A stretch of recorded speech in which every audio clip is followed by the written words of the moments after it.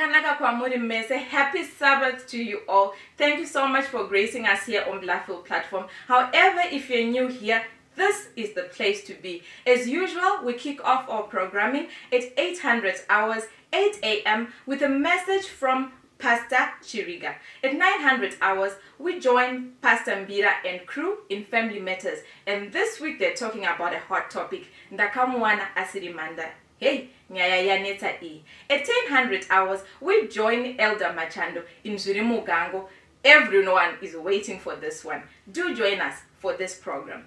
At 11 a.m., it's time for a divine service with none other than TeamZunde. And this week, their powerful topic is Abero Afa. Thereafter, we haven't forgotten our little ones. Please gather them all around, as at 11:50, Pastor Evan has a wonderful message for them so that they can go to heaven. Do join us for this, as this wraps up our morning programming this Sabbath, the 14th of August, 2021.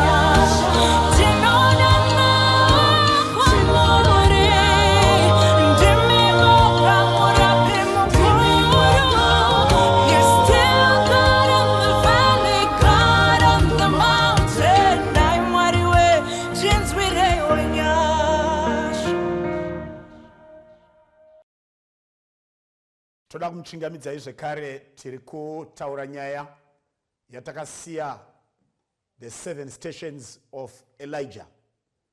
Takaona station number 1, station number 2, station number 3. Tikaona kuti station number 1, Elijah appears in Jezreel, Samaria, right in the palace of Ahab. Ahab declare mvura hainai kusvika indataura. Seri kwa izvozvo shoko rinosvika kuna Eria roti chenda unogara paKeriti ndarayira makunguo kuti azokupa zvekudya.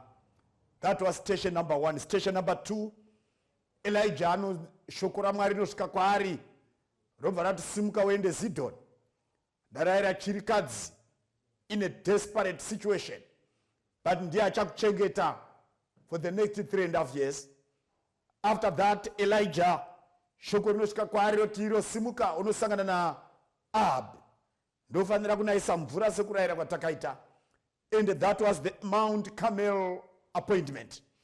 Then after that, Elijah anosimuka ipapo after arayira mambo manyai kumusha mvura inonaya, anobva aita threat na Jezebel. Tinoona Elijah akutiza hoyo, this time is not going to Kerit, this time was not going to Zidon, this time was not going back to Tishbe, ku Gilead.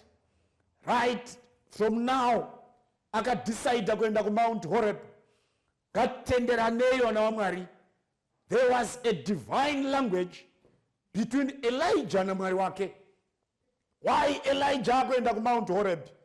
Daitarisa distance from Beersheba to Mount Horeb, ndio Mount Sinai. Distance iyoyo was not less than 70 kilometers on his way to Mount Horeb. Why aenda ku Mount Horeb? Toda kutarisa pazuva ranhasi.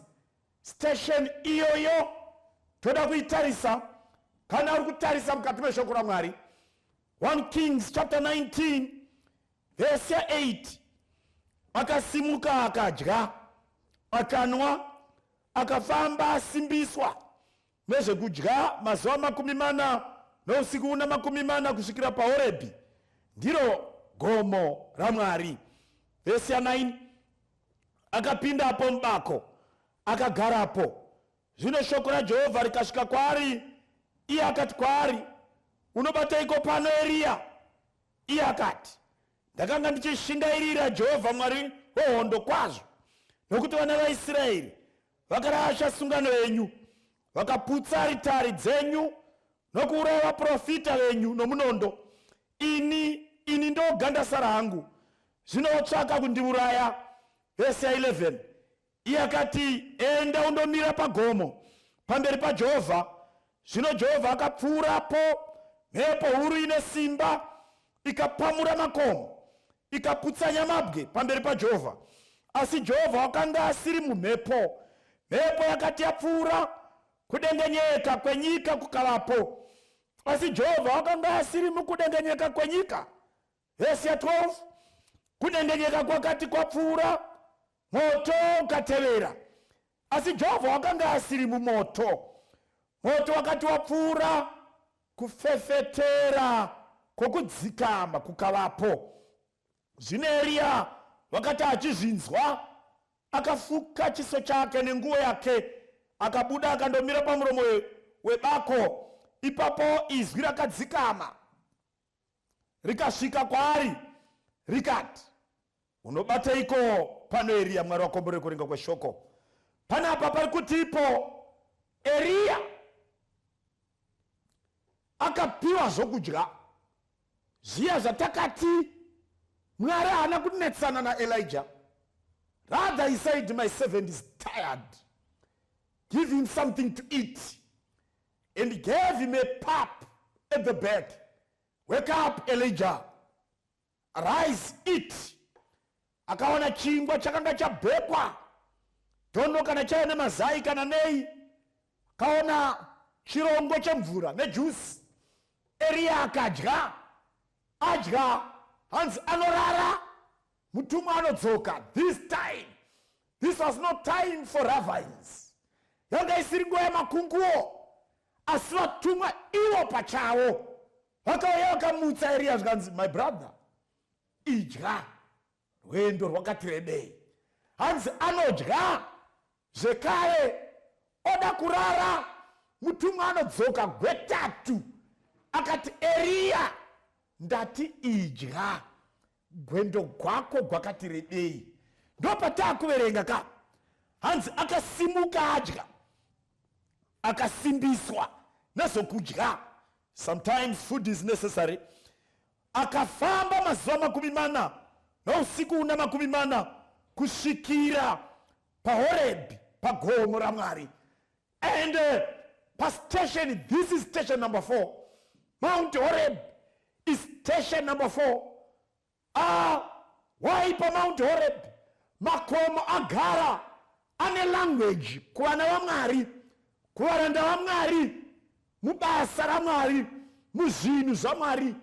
Mountains have a language. You remember Mount Moriah, apo Abraham akakwira naIsaac vari 2. Pakaitika zvinoitika, zvaitika, nzvimbo ikatumidzwa Jehovah Jireh, Jehovah anopa. That was Mount Moriah, the mountain of sacrifice, the mountain of revelation, the mountain inomiririra muchinjiko wa Jesu Kristu. After Mount Moriah, you remember Mount Pisgah. Mount Pisgah, Moses akwira pa Mount Pisgah, anaona this, achaona that, anaona this Canaan, and saw that Canaan, anaona the land of Zebulun and Reuben, yet anaona Mount Zion right in Jerusalem, anaona the gates of Asher, and still saw the gate of Asher in heaven. Mount Pisgah, gomo rokuratidzwa, zvinopfuura nekuoneswa, zvinogara nekusingaperi. Yes, let's leave Mount Pisgah and come to Mount Carmel. Takati Mount Carmel igomo, gomo rezvipiriso, gomo rokunamatwa kwaMwari, gomo rekuziviswa kwaMwari mupenyu. Mwari anonamatwa, vaMwari vanopfuura, vaMwari venyika ino, naMwari akasika ex nihilo, anokonzera zvisipo kuti zvivepo, anoita zvavanhu zvinopfuura nekusiya zvaMwari zvinogara. Mount Carmel raive gomo rokunamatwa kwaMwari. Let's leave Mount Carmel. Jesu anokwirawo pagomo reCalvary. You remember Calvary, chikomo cheGolgotha, pamuchinjiko waJesu. There the 2 worlds were divided, the past world and the new world. There, BC and AD. There, Jesu akamira, akadaidzira, tetelestai, zvaitwa zvapera. Let's leave Mount Calvary. You remember Mount Zion, pagomo raDavid, paakadhila nemaJebhusi, akasimudza munondo nemureza. Ipapo kukunda kwaDavid kukakonzeresa kuti negomo rekudenga ritumidzwewo Mount Zion. Now we are talking of Mount Horeb, ndiro Mount Sinai. Well, Mount Horeb ndiro Mount Sinai. Remember, pa Mount Sinai una Moses anouya osangana na Mwari face to face. Pa Mount Horeb una Elijah anouya onana na Mwari face to face. Pa Mount Sinai una Moses anogara mujinga megomo, gomo rikaita earthquake. Pa Mount Horeb una Elijah anotaka mira ipapo, hanzi pakaita earthquake. Pa Mount Sinai una Moses anotaonekwa mabwe akatsemuka, iye akatya kwazvo, moto ukabvira.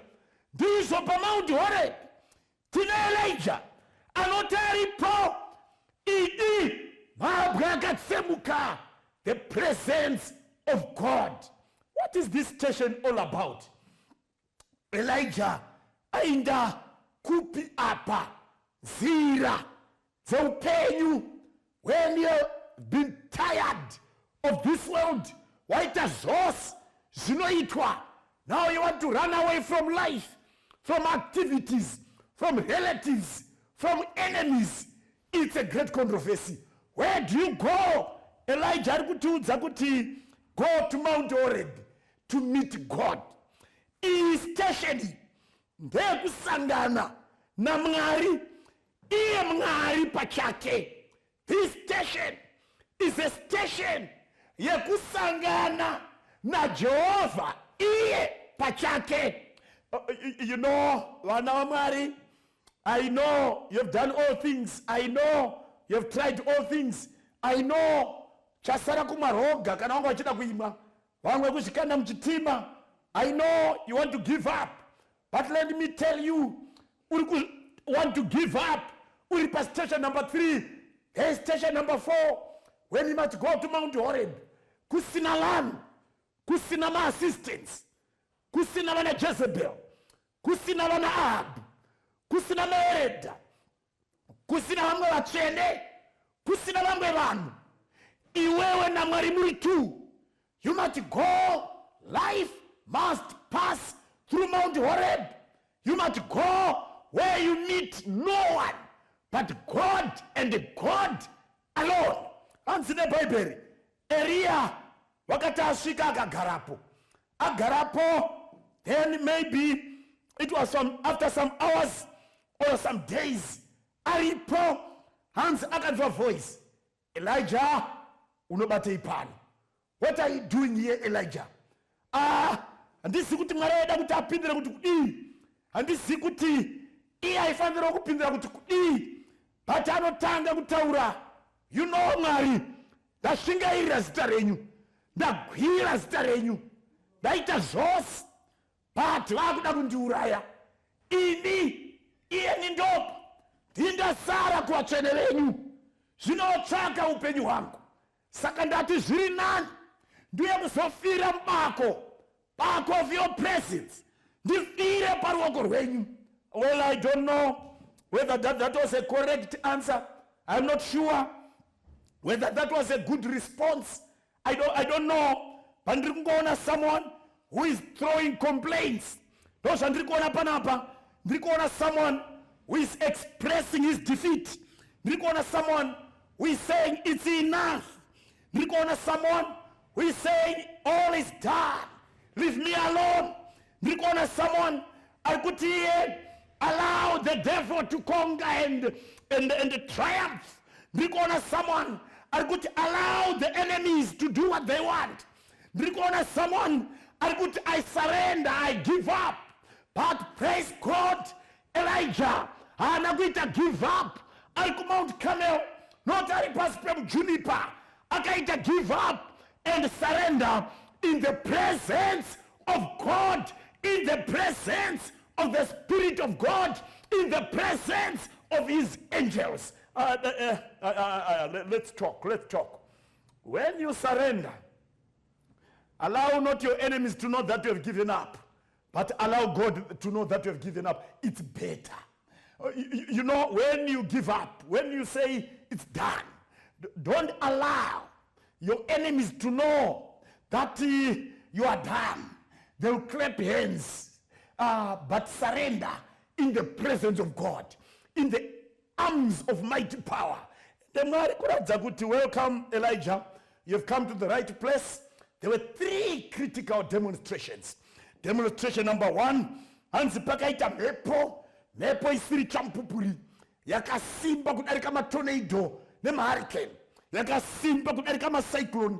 Hanzi mhepo iyoyo haina kumezhwa iri yekubvarura miti neuswa, yakamezhwa nekubvarura makomo. I've never seen mhepo inoita rent marocks asanda.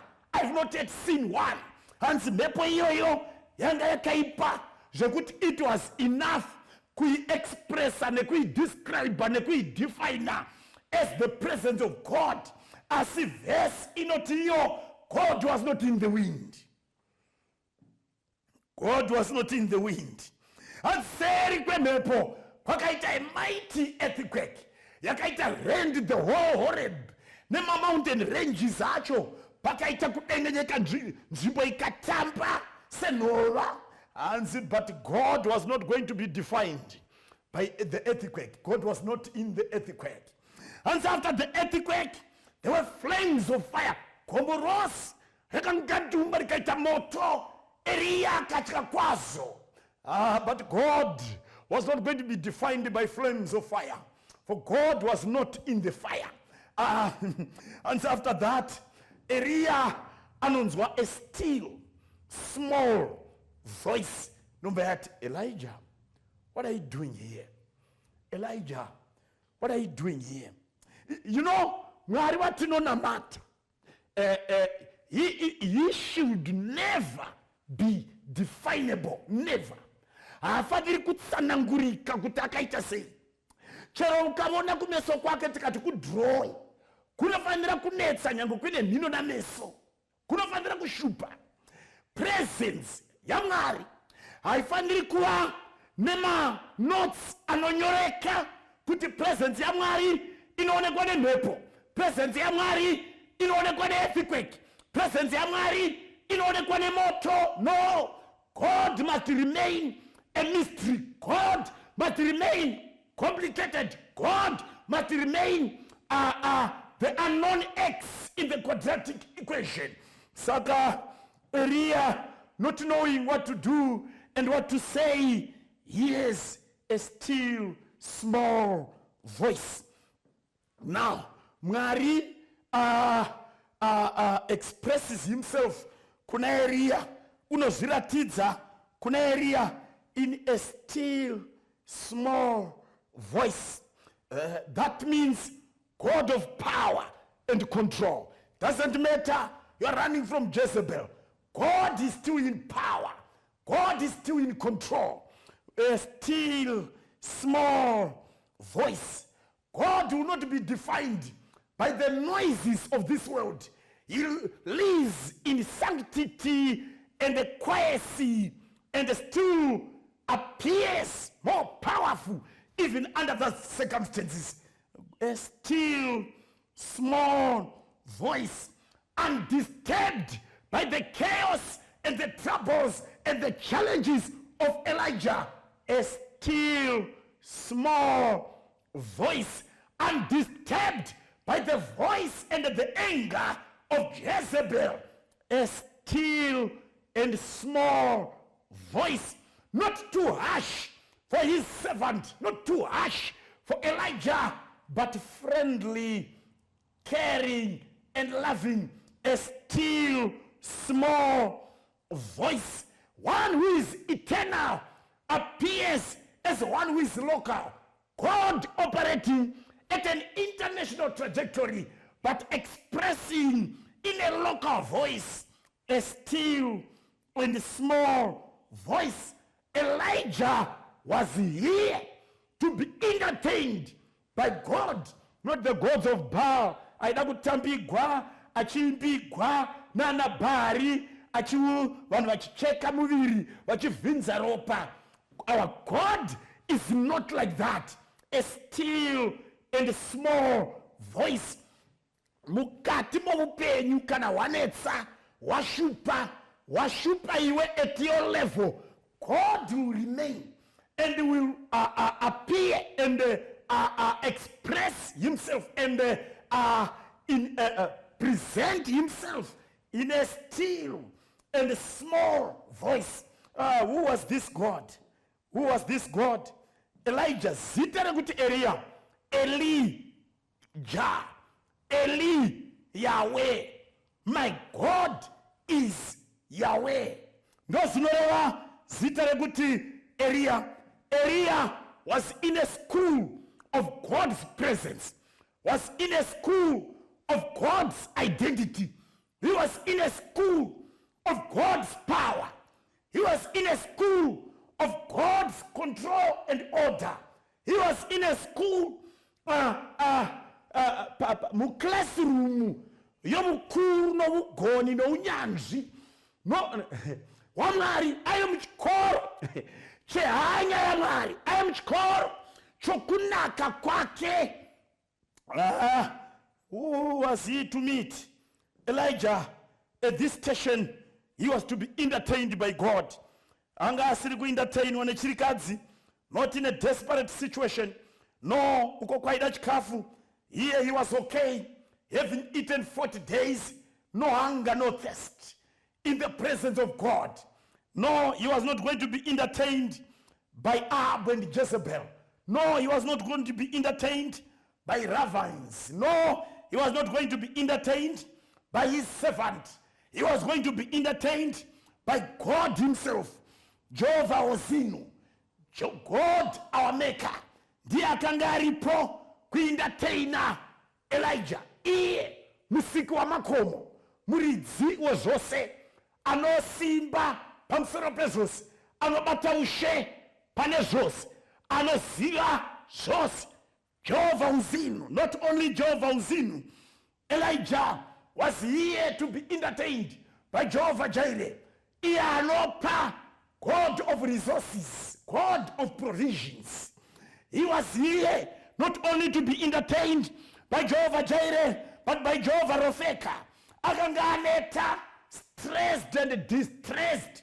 He needed Jehovah Rofeka, God our healer. He was here not only to be entertained by Jehovah Rofeka, but to be entertained by Jehovah Roy. Jehovah Roy, Jehovah, iye mfudzi wedu, anoziva kune mafuro manyoro, anopfudza pampata mvuri worufu, anogadzira tafura pamberi pavadzivisi. Jehovah Roy, not only Jehovah Roy, Jehovah Makadesh came, Jehovah the Sanctifier. Elijah aifanira kunatswa mupfungwa paitaura kuti inini ndoga ndindakasara. Anoudzwa hausiwe wega wakasara. There are 7,000 we have never bowed to Baal. Saka aifanira kunatswa. Unoziva kuti pane mwe munhu anoti kana ashandira Mwari asika pane imwe level aita zvisina kumboitwa nevamwe, anofanira ndiye oga mutsvene. Anoda Jehovah Makadesh came. Unofanira kunatswa pfungwa dzako, maonero namaitiro, kuti uzive kuti Mwari haasiwe iwewe wega. Mwari haasi iwewe wega. There are many who are still in the bushes of the unknown. Varumakwenzi asingazikamwi, vatinodarikana nawo ma streets, who have never bowed to Baal. Vasati vanamata mdzimu namashari. Station Jehovah Elijah was here to meet Jehovah Shalom. Angane stress, angane distress, angane chaos and confusion. Asazize kuita, wishing the grave and the cemetery. But panapa, he hears a still small voice. Jehovah Shalom, God our peace. Not only that, he was here to be equipped for the next assignment. Station number 5. Station number 5. Kana uri kuverenga station number 5 is 1 Kings chapter 21. 1 Kings chapter 21 inotaura iyo kuti iso zvino shoko verse 17 ra Jehovah rakasvika kuna Eria muTishbi richiti, simuka buruka undosangana na Ahabu mambo wa Israeli, unogara Samaria, uchamuwana ari munda wemizambiringa waNabhoti. Kwaburukira kundozvitorera iyo, muudze kuti zvanzi naJehovha, wauraya, zvino watorawo here? Mwari kudenga ngaatendwe. Remember, Elijah had run away from Ahab and Jezebel. Station number 5. When you pass through Horeb, you are empowered, you are refreshed. You know, you begin to see things in a new light. The world becomes new. You have a new world view. Unotanga kuona doors that way, closed doors, as opportunities of life. Unotanga kuona the challenges of life as chances and opportunities. Unotanga kuona the difficult people as the argument of your success and development. Unotanga kuona your enemies as the beginning of your power. Elijah anonziye, you are meeting not only Jehovah Shalom, but Jehovah Sabaoth. Jehovah Sabaoth. Zvinoreva kuti Jehovah wehondo. Not only Jehovah Sabaoth, but Jehovah Nisi. Zvinoreva kuti God who is our banner.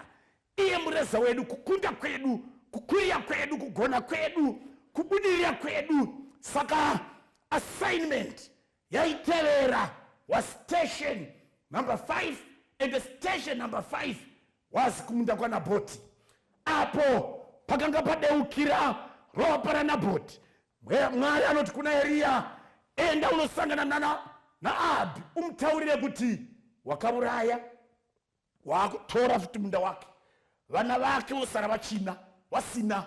So station number 5 is the revived Elijah, the transformed Elijah, Elijah on a new world, Elijah on a new mission, Elijah on a new assignment, Elijah on a new trajectory, Elijah on a new enemy, but occupying another space of power, occupying another space of wisdom, occupying another space of authority, occupying another space, of victory, of triumph.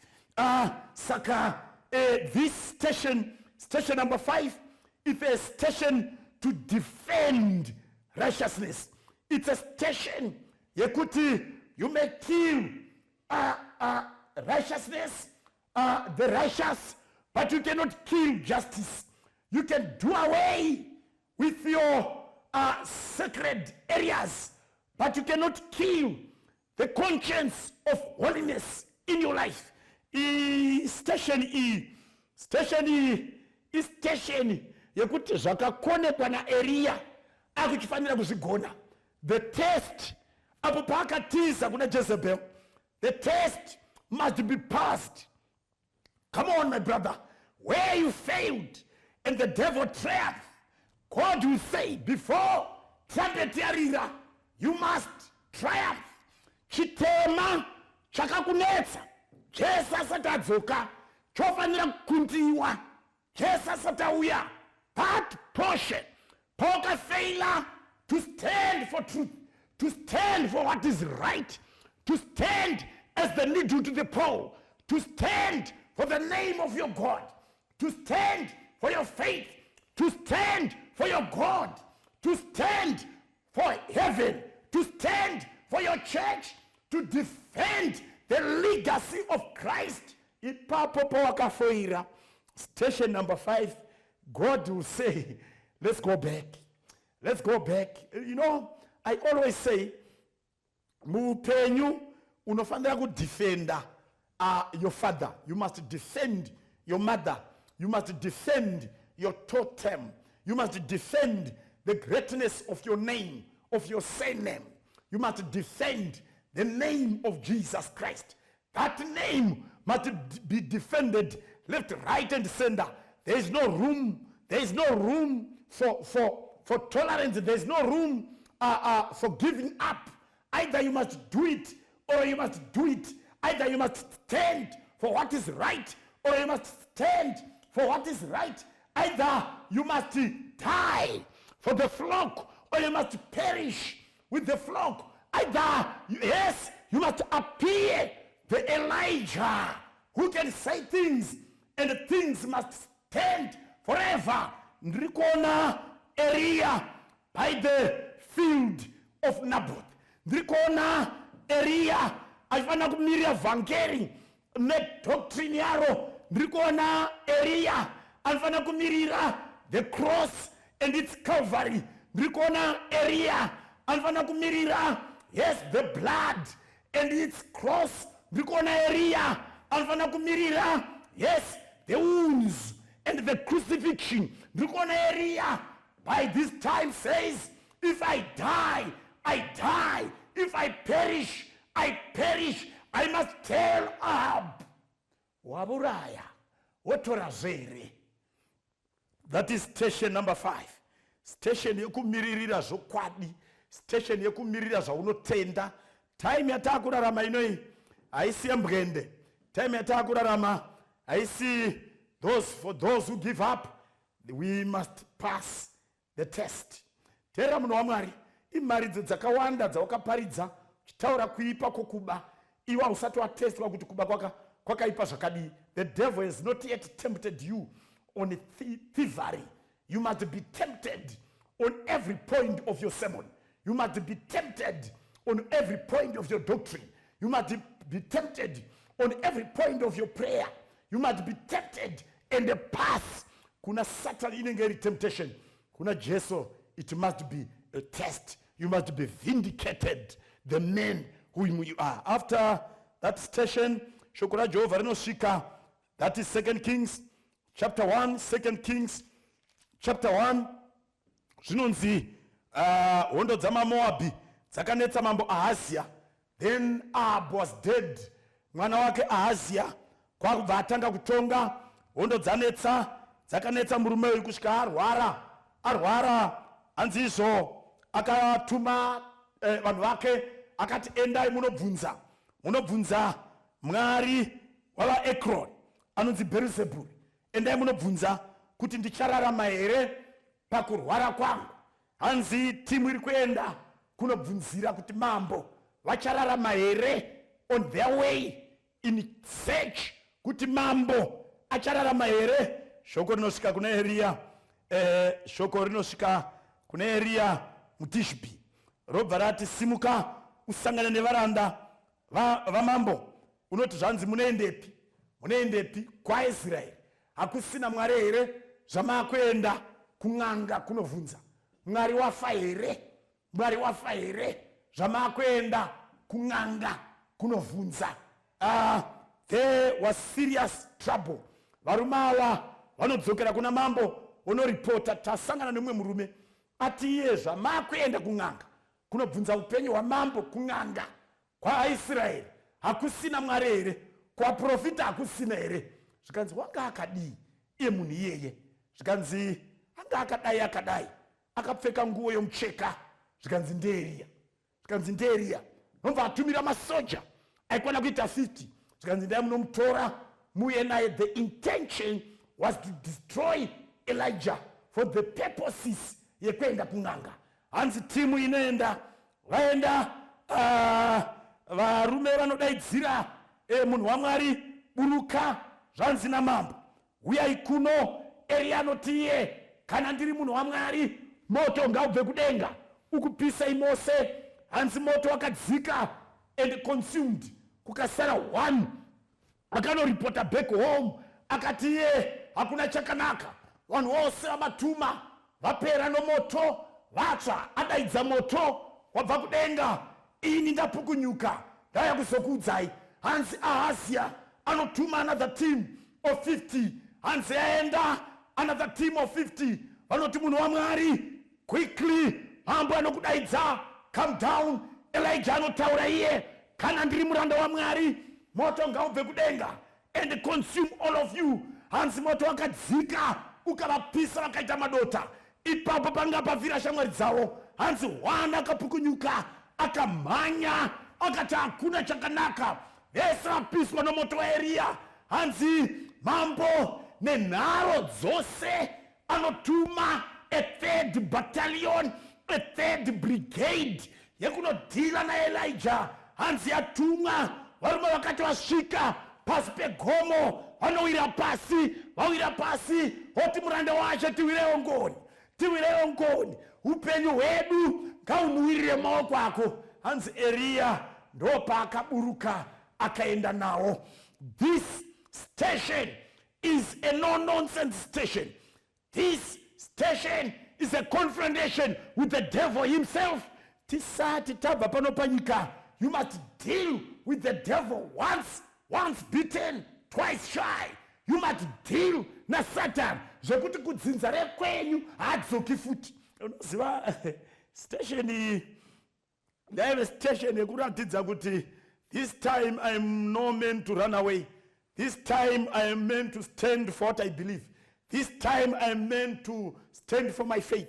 This time I am meant to stand for what I know will save me, for what I know to be right, to be true, to be holy. Pane nguva inofanira kuudzwa mhombwe yawakatamba nayo kuti no more, go away from me and never to return. You delete all the numbers wokufonera nedzimwe and you tell them this territory is now prohibited. All trespassers must be prosecuted. There's a time yekutaurira wakatamba nawo muchiita zvokubane zvose zvamakaita. Time ino is no time for thievery. I'll stand for God. Zacchaeus anoti kuna Jesu, zvese zvandakatora ndichadzosera double. Kana wasangana na Jesu Kristo, when you have passed through Mount Horeb, there must be evidence yekuti wakasangana na Jehovah pauzima iye pachake. Time yekutaurira vemhuri yekwako kuti inini hamuchandioni kumashai nemidzimu nengozi ikoko handichauyi ikoko. If those who die, let them die. Hakuna matamwari mupenyu. The time must come. Even demons must confess. Uyu murume uyu hakuna matamwari kudenga. The time must come. Kana tapa station number 6. Station of confrontation. Station of telling the devil where he belongs. Station yekuudza kuti Satani kwake kutataras. Finally kugena to be bent and bent once and for all. No station number 5. Station yokumiririra zokwadi nekusingaperi. The last station, chapter 2 ya madzimambo echipiri, chapter 2, unonzwa kutiko Elia anozotora nanemuranda wake Elisha on their way vachienda. Then Elisha picks up. That's no day Elia rekuenda kudenga. That is station number 7. Station number 7, my brothers and my sister, is not a small station. It's station yekuita bid this world farewell. Station number 7, ndoyekuita bye bye Charlie. Station number 7, ndoyekusiya anane nyika ino kubva runo takwenda kwedu kwekuzorora, kwana zororai, kwana garikai, kwana farai, kwana tambai. Station number 7 is station for this world. It's a station for angels. It's a station yekwenda kudenga. It's a station for eternity. It's a station yekwenda mudenga itsva nenyika itsva. It's a station yekuita bid this world farewell. Kubva kwana netsai takwenda kwana farai, kubva kwana chamunorwa nakwana runesu nana kufa kunesu nana rwauya takwenda kwana farai, kwana kwana anenyasha, kwana farisai, kwana tinotenda, kwana ikoko.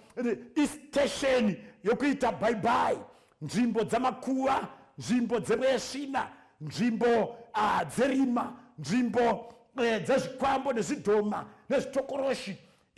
Station yekusiyana nerinopasi. Hanzi Elisha akatochona Elijah akukwidzwa kudenga, anodaidzira oti baba wangu ngoro yaIsraeli navatazi vamabhiza ayo.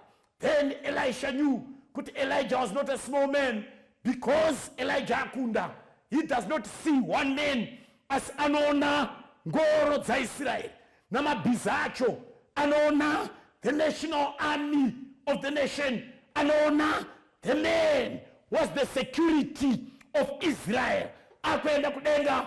May I say unto you, station number 7, we must bid this world farewell. Station number 7, taifanira kusiya vana Cain. Station number 7, taifanira kusiya vakasiwa na Noah apinda mugarava. Station number 7, taifanira kusiya Uriya vaKaridia. Station number 7, taifanira kusiya nzvimbo iya inonzi Igipita nevaroi vayo nen'anga dzayo. Station number 7, taifanira kusiya paKibrotatava pakasara Kora naDhata naAbhiram. Station number 7, taifanira kusiya vana Balaam vane fufuro necorruption. Taifanira kusiya vana Bashan madzimambo aOgi.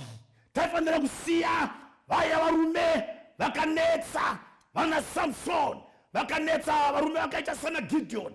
Taifanira kusiya vana Goliath. Station number 7, taifanira kusiya nzvimbo dzinovigwa na Haman. Station number 7, taifanira kusiya mweya na Sauro. Station number 7, it's a station to say farewell, farewell, as we go by the wings of Elijah in the chariot of angels. May God bless you. I don't know which station you are.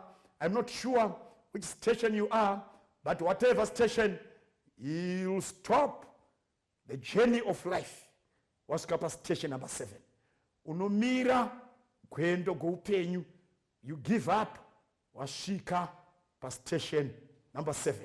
Mwari wakomborere ngadzore usoti namate baba vari kudenga muzita ra Jesu. Vana venyu in the journey of life. Muno mwari parwendo. Ndizi kuti vari pama station api. Munamato wedu ndiwoyo. Kurege kuva neunomira panzvimbo. Nakusara panzvimbo. Naudzokera kumasure until tasangana na area pa station number 7. Station yokukwira kumsoro. Nyasha dzamuponeso ndi Jesu dzive nesino kusingaperi. Amen. Ndiani avo vanobungana pamberi pechigaro cha Mwari vanokunza Jesu nemaropa enenge vari kupinda mu Jerusalema ja vasambange maropa enenge vari kupinda mu Jerusalema ja maropa enenge vakadawira mzita ra Jesu vamwe vavo vachiri vaduku vakanzwa tsitsi dzake maropa enenge vari kupinda mu Jerusalema ja vasambange maropa enenge vari kupinda mu Jerusalema ja maropa enenge avo vakanzwa zvemadambudzo Jesu akava parunyararo kuzorora moyo maropa enenge vari kupinda mu Jerusalema ja vasambange maropa enenge vari kupinda mu Jerusalema ja maropa enenge wakaita mu basa ra Jesu wakana kukana kwakanaka vachafarana narini maropa enenge vari kupinda mu Jerusalema ja vasambange maropa enenge vari kupinda mu Jerusalema ja maropa enenge waponeswa vamira panyanza chitema kufa zvese zvapera ruvaro zvenarini maropa enenge vari kupinda mu Jerusalema ja vasambange maropa enenge vari kupinda mu Jerusalema ja maropa enenge vari kupinda mu Jerusalema ja vasambange maropa enenge vari kupinda mu Jerusalema ja maropa enenge maropa enenge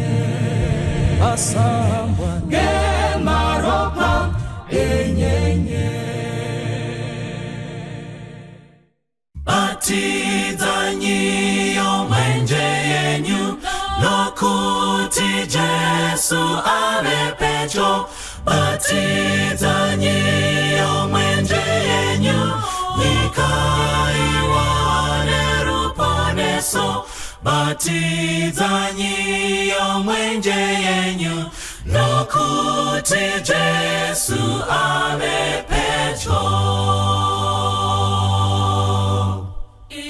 iye ave pedyo iye ave pedyo zviwoneso zvino tiudza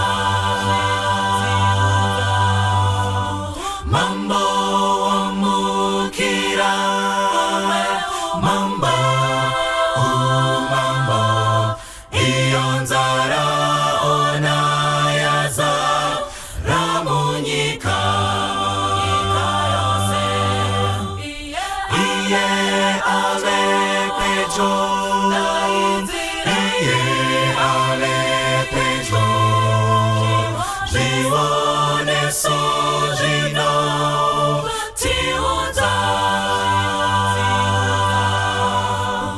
mambo wamukira mambo umambo iyo nzara ona yaza ramunyika yose simukanyi mose muvaudze mose Jesu ano uya Jesu ano uya iye uya nekukasika imidaiziranye uya uya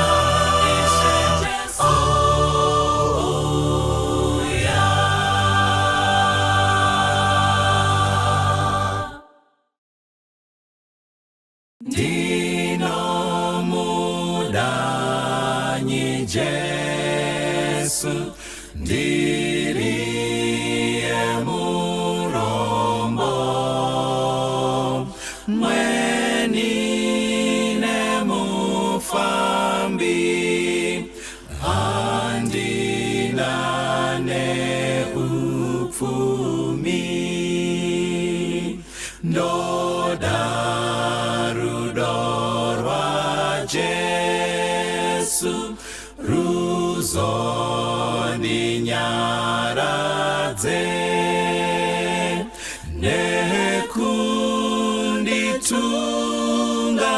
nekunditungamira muve simba rangu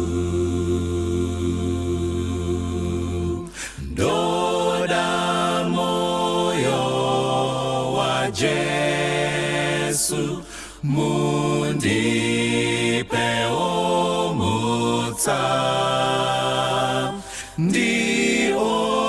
ndionese zviye dzone urombo wangu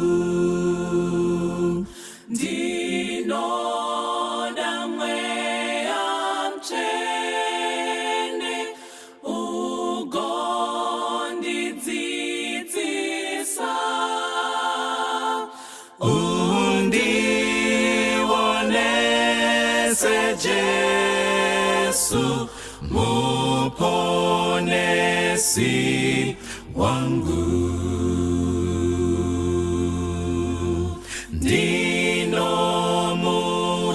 ndinomudanyi Jesu ndichamuonanyi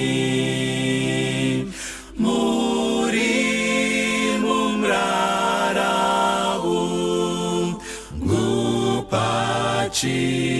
ngupachigaro chenyu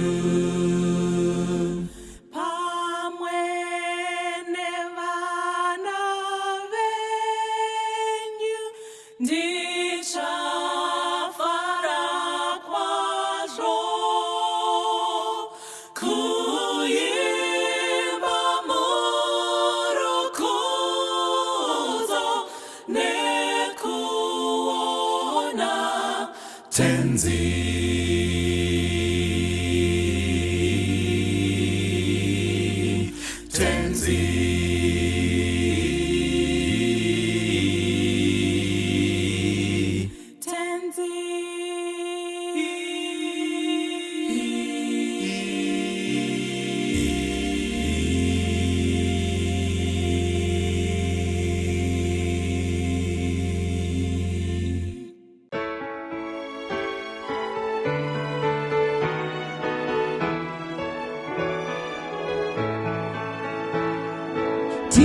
tafara basa rapera, tounganidzwa kumusha, apo toudza misumbu kuJerusarema itsva.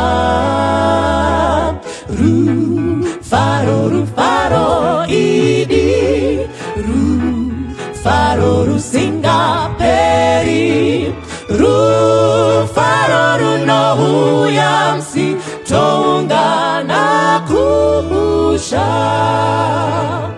toimba nziyo dzakanaka nemoyo yedu yotenda, Kristu mamboto mukudza kuJerusarema itsva.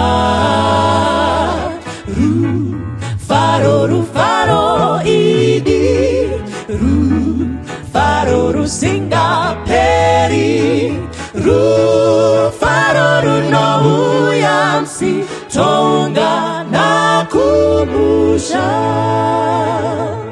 rufaro runotirindira nedzimba zhinji dzawakwa, Jesu iye wagadzira kuJerusarema itsva. Rufaro rufaro idi, rufaro rusingaperi, rufaro runouya musi toungana kumusha, rufaro rufaro idi, rufaro rusingaperi, rufaro runouya musi toungana kumusha.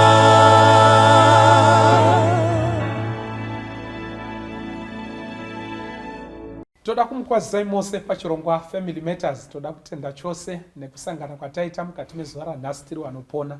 Panapa pa Family Matters tine kakutenda katiinako. Tine kakutenda kekutiko kana mhuri yakagara pamwe chete vachifamba zvakanaka mukati meupenyu, kunamata Jehovha kunoita nyore.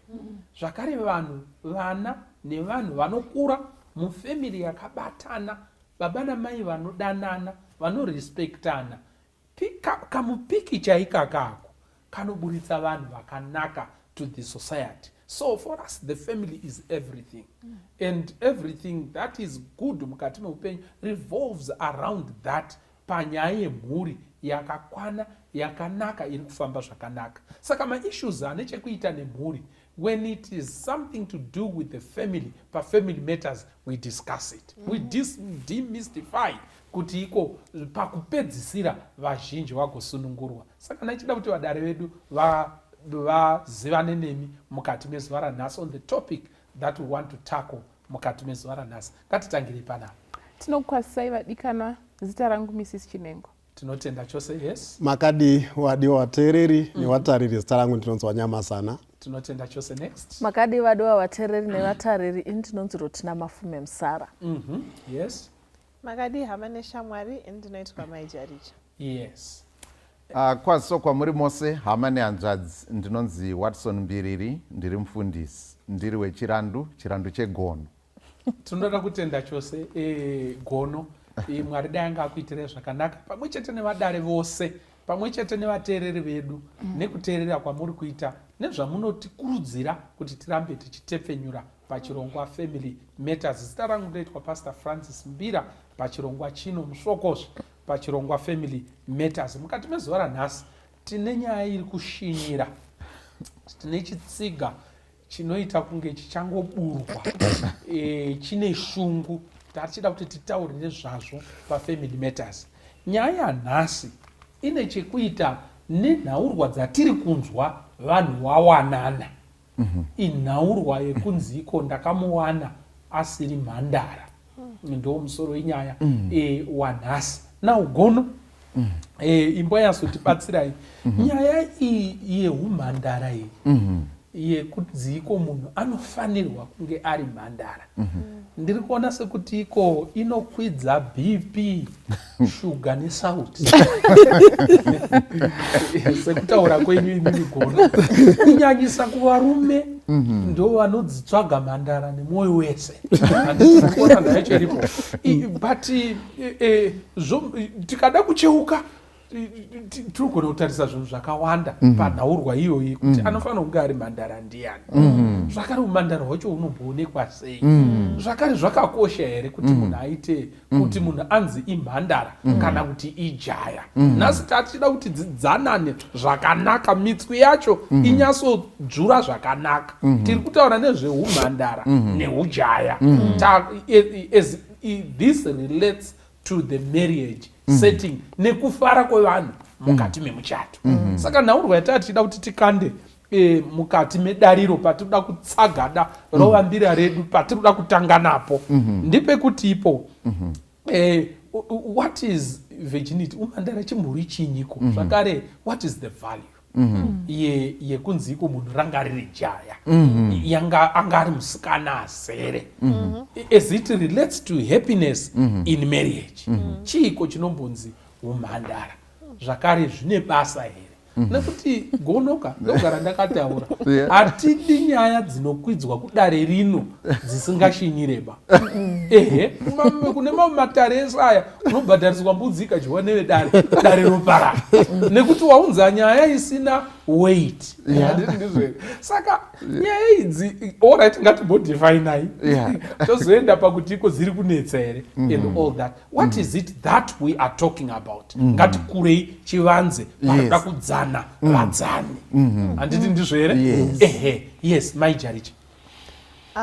Tinga define humandara say a state of never having engaged in sexual intercourse, either for the man or for the woman. Saka tiri kuti mukadzi kana kuti murume anenge asina kumbobvira akasangana nemumwe of the opposite sex. Saka ndo definition yatingashande nayo kuti zvakakosha here. Ndinoona sezvinhu zvakakosha chaizvo nekuti paye pekuti remember pane intimacy iri kuitika pakuzobvisa umhandara uyu. Saka zvakakosha kuti munhu azvichengetedze. Dzimwe nyaya dzinozobuda tichadzitaura hedu, but on a question of principle, it's important kuti munhu azvichengetedze because you are protecting or reserving that most vulnerable state of yours for munhu anenge ari fully committed kwauri. Saka unless paita that strong commitment yekuti now you are my wife, you are now my husband, it's important to reserve ka wifely duty kako neka husband duty kako for the person who really gives themselves to you and you also give your entire self to them. Okay. Ndakanzwa kuti iko bondeka ndo chinhu chekupedzisira chaungaite nacho nemunhu to show your commitment or to cleave unto them. Beyond that unoitei nemunhu handiti muri kuona nayo chete. Saka bonde zvinoita sekuti iko ndo rekupedzisira rekuratidza kuti iko you people are now cleaving and you are together and you are committed kuti iko muchigara muchigara mese. Now pane vamwe varikuda Alright, itibatsiri kurai varuda kudzana vadara. Alright, Maijari chavatanga nepakanaka kuti kana tichitaura nezveumhandara tisi kutaura kuvasikana chete, tiri kutaura kunyange nekuvakomana. Munhu anonzi mhandara kana kuti jaya munhu asati amboita zvepabonde achiri novhaisi uyayo asingatozive kuti zvinobva kupi zvichiitwa sei, ndiye munhu watiri kutaura. Saka muchaona kuti zvinokosha. Asi society yedu yenge ichinyanya kutsimbidzira kuti zvakakoshera kuvasikana ndo vanongonyanya kubvunzwa kunzi ana tete tarisai musikana kana akuenda kumurume wake kuti anobva anzi kuti akakwana here. Ndo temi rinonyanya kushandiswa. But pano isusu tanga tichida kuti tinyanye kubata kuti zvinokosha sezvataura Maijaricha kwete kuvanasikana chete kunyange kuvakomana zvinotikoshei nekuti kuratidza kuzvikoshesa kwako iwewe nekuremekedza kunyangwe mhuri yekwaunobva.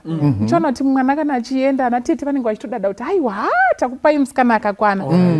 Handizoti ana sekuruwo vakambozvitere zvekudado kuti takupaiwo jaya rakakwana. Yes, tikazvinzwa after dare rasinyoro. Kuna ana sekuru vakuti we are handing over mukomana akakwana. Nekuti vamwe vanongonzi vakomana but vanoita zvinoita ana baba mileage. Saka muchaona kuti chinhu chinokosha in our society kungonzi zvinhu zvine kachiremerera. Kunzi musikana aenda akakwana kana kuti jaya ari kuwanana nejaya zvinhu zvinodadisa. Uye even pakukoshesa umwe wako waucharoorana naye. I think that's the best gift you can give to the person waucharoorana naye. Gift yeumhandara. Saka ndinoona zviri zvinhu zvakakosha chaizvo both pamberi paMwari kunyangwe nepamberi pesociety. Alright. Thank you. Ndafarira irirova mari torirova muhudyu chaimo chaimo. Nekuti iko muri kuti iko zvakakosha kumwanasikana. Zvakakosha futi kumukomana. Ndikufunga kuti paFamily Matters tanga tichida kukurudzira chinhu ichi. Hatichambode kuzembera piro ine chekuita nekudisadvantage the girl child. Zvakakosha kuti iko mukomana aito pride yekuti ndizere ndikupinda mukati memuchato. Nekuda kwekuti mai Musara kana jaya rakamboti uko rikati uko richitobvisa umhandara. Handiti ndizvo mhandara ichawanikwe dzakatosara dzakapedziswa nevamwe iwo dhimanda kuti pano ndinoda mhandara dzichiri kuwanikwe pinde nekuzhagada kwawakaita iwe. Imbotaurai mai Musara. Ichokwadi. I think kubva munguva yati kariso vanhu vainyanyoda kungosiva kuti musikana imhandara here. Kana ari murume aitonzi anofanira kutomboprakitiza kuti akozogona kunyatsokufunctiona zvakanaka kana achipraktisira pane vamwe vanasikanawo.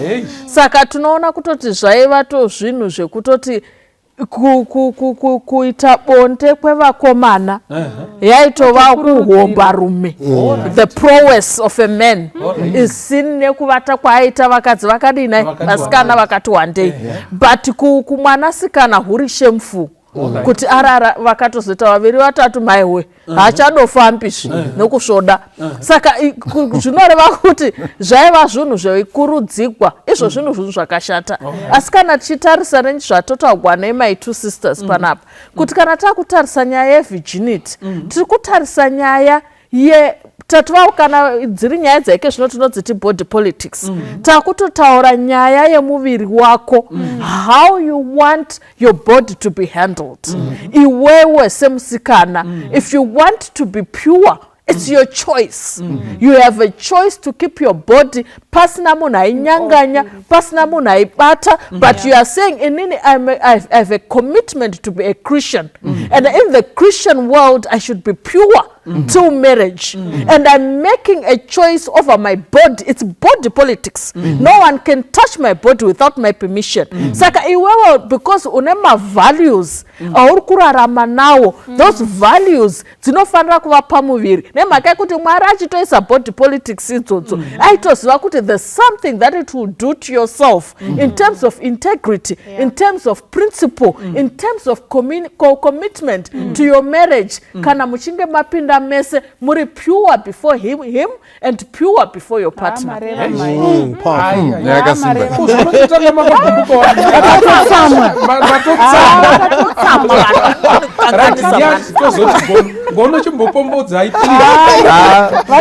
Tirashamiwa hawatani kusvika paboiling point. Boiling point. Regainti ndiwedzere nyaya yevirginity. Munozwa ndinofara bhaibheri sinyoro. Chinhu chinonzi naMwari hachina kunaka chinenge chisitorina kunaka. Chinonzi naMwari chakanaka chakatotinakira. Hawaite mistake. Saka Mwari paanoti vanhu ngavapinde muwanano vari mavirgin, whether murume kana mukadzi, wanenge watoirai. Because it's not good for God, but it's good for us. Zvakatinakira isusu. Why? ndinofunga kuti murume nemukadzi wese wakapinda mumarriage wari mavirgin ndinowafananidza nevana vadiki. Vana vadiki kana achizvarwa anonzi mupfungwa munenge musina chinhu, tabula rasa. Anotozoita zvekuisirwa chinyi naye. Saka wari kana mapinda marriage muri murume, ndomonya kuti vana wakomana kunyanya. Wakomana ukapinda marriage uri virgin unonakirwa nemarriage. Why? Uri kupinda kuti unodzidze. Saka we are going to explore, you are going to discover your wife. And muri kuita izvo muri chi? Muri mese, muri pamwe chete. Saka muchanoti ma-studies anoratidza kuti vanhu vanopinda ma-marriages vari ma-virgin, ma-chances ekuti waite ma-conflicts akaita especially a-cheating, ma-extramarital affairs, mashoma. Why? Because hauna zvimwe zvaunoziva. Uri kutodzidza as you go with your marriage. Saka zvakanyanyisa kukosha kuti vanhu wapinde vari ma-virgin. And it's also a way of respecting your spouse and respecting yourself. Because unoona kuti kana uri munhu anozvikoshesa ka unonyatsa kuziva kuti mwiri wangu wakakosha zvokuti handifari kungopinda pese. I'm talking to boys as well. Kana uri mukomana anozvikoshesa unoziva kuti mwiri wangu wakakosha, handifane kungopinda pese. Ndiri kufanira kungonongopinda pamunhu one wandakaita commitment naye, zvikatosainirwa zvikaapuruvwa naMwari nemafamilies. Saka uri kuzvikoshesa. Saka ndo zvakakoshera virginity. Toda kutenda chose. Dr. Watson, talk to us gono. Nenyaya yekuti iko zvinonzi vaviri ava vachava nyama chii imwe chete.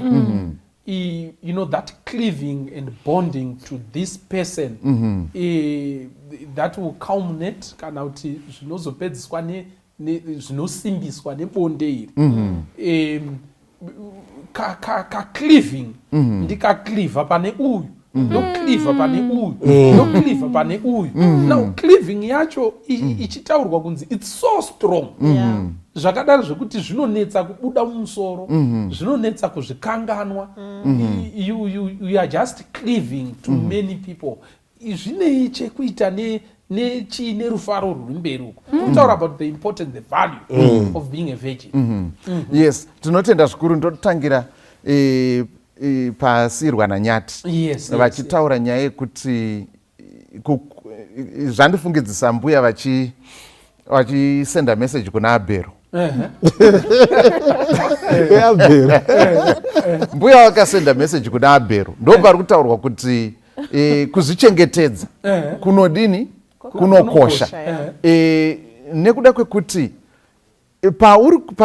munhu paari kusangana nezvese izvi uri kutocreata tingati chiko a record and memories and experiences dzekuti maybe pawakuzonopinda kune wawazobvisira uyu iwe uri kutouya wakutouya uri examiner.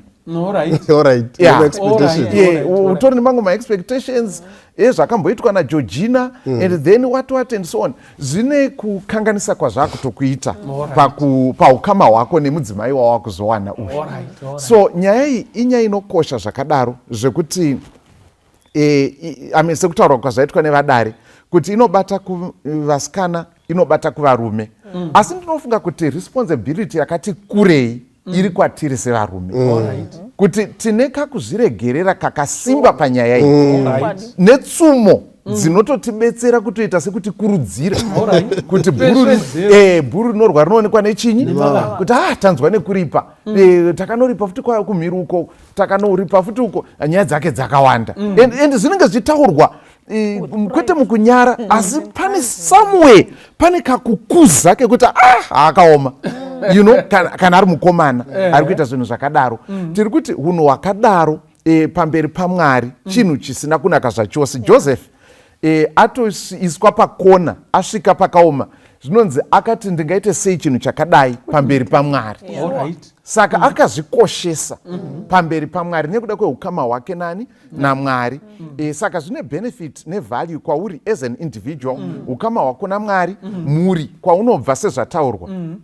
Kuti unobva zvine zvazvinoita kumhuri yaunobva kana uchingori munhu azvichengetedza uri mukomana uri musikana, zvine zvazvinoita kuukama hwamuchaumba tichienda mberi mukati memhuri iyi. Saka inyaya inokosha zvikuru kwazvo. You talk to me about cleaving. Yes. Kuzvisunga. Yes. Cleaving to this person and you cleave to that person. Yes. The effect. Paul anotaura achiti hamuzivi here kuti unosunganidzwa pamwe nechifeve anova nyama imwe chete naye. Nekuda kwekuti bonde zvese zvinoitwa kunze kwemuviri asi apa unenge wati dzamei. Saka dzimwe nguva vanhu vanoti hatiri kutamba kana tiri kufara apa tinenge takutambira kunonyudza. Zvinhu zvekuti zvinosiya mamemories ari deep sekutaura kwamaita sinyoro ikokuti hakuna chimwe chinhu chaungaite nemunhu chinopfuura apa. Hakuna chimwe chinhu chaungaite nemunhu saka zvinogona kusiya maimpressions and zvimwe zvinhu zvakadzama zvokuti kuzodzidzura hoko idzodzo kana kudzitsukutsura kunonetsa. Saka musiki wedu isusu akati designer anoti marongero ndakaita waya idzi dzikabatanidzwa dzinonetsa kudzikatanura. Physically dzinogona kukatanuka asi emotionally mabond iwayo anogona kuzokanganisa kuti tinyatso kucleave maybe neuyo watazobvisirana naye and so on. Saka zvinokwanisa kuva machallenges akadaro. Saka munhu anopinda muchato atori nemaexperiences akasiyana siyana ende mumwe ataura kuti hapana chinhu chinosvota kupuhwa shuga yebrown iwe uchiziva kuti kune uchi. Maona macomparisons ari paya akuitika manje kuti iko wawazowana uyu wawazobvisira uyu pamwe pacho waakuona sekunge zvasiyana negeorgina uya zvako but muri mukati memuchato zvinenge zvakutonetsa but kune munhu anoziva kuti iko ndo shuga yaanoziva iyo yebrown ndo yaanotongoziva upenyu hwese. Hapana zvichamuita sei, hapana zvichamunetsa, anotaura kuti chihuchi handifungi kuti unganaka kupfuura muri kuona. Ndachida kuti sezvamataura nadoctor ipfungwa inokosha iyoyo. Research has it kuti munhu anoita zvepabonde nevanhu vakawanda munhu iye ane mukana wakakura wekusambozofa akagona kuve satisfied kana kusetla on one person. Mukatarisa rekodhi yevanhu vese vanoita serial adulterers vanhu ivavo kumashure kwavo uku ingori shiri kurira muririro wayo. Vari vakomana kana kuti vari vasikana they still did those things but maybe they had a way of hiding it. Saka muchaona kuti pese paunoive intimate nemunhu waita intimate na A, B, C na D une mabonds awatocreata waya dzataurwa napastor which you cannot erase. Saka munoona kuti zvinozonetsa even wazoti ndapinda mumarriage commitment to one spouse will be a problem for a lifetime. Because it's abnormal kwari. Yes. And pfungwa dzedu idzi chinhu chikaramba chichidzokororwa there is a way kuti mwana azoziva kuti avanonzi mama it's because akaramba achinzwa vamwe vachiti mama zvorekodwa nhasi but asati ane chokwadi kuti ndizvo here mangwana unzwa futi ozoti ndi mama which means kuti pese patinoita zvinhu ndosika tichiti tikaverenga in preparation for exam zvinoramba zviri mupfungwa if I read it nhasi ndine pangu pandisina kunzwisa I perfect it tomorrow it's the same thing with this. Saka paunoramba uchizvidzokorora uchidaro you are cementing a bad habit muupenyu hwako which will last for a lifetime. Pakaoma. So ndanga ndichifunga kuti iko takura chivanze chedu nekukosha kwazvakaita kuti iko munhu imhandara kana kuti ijaya here handiti ndizvo here. Yes.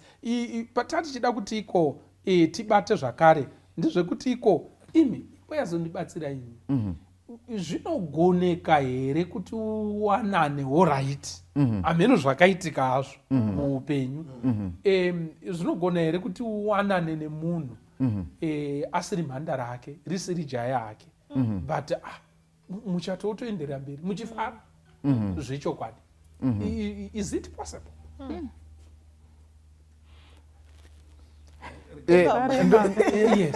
Ndofunga sinyoro tingatomboda kutanga taona kuti apa because mubvunzo wenyu unenge wakabereka zvinhu zviri. Ndiri kuona sekunge pada tingade kuzvipatsanura kuti yeka bvumbi redu iri rinyatsa kuroweka zvakanaka. Nekuti simba remupondo rikanoperera pamidzi iro riri pasi pemidzi tinogona kuti tarowa isu tisina hedu zvatadii.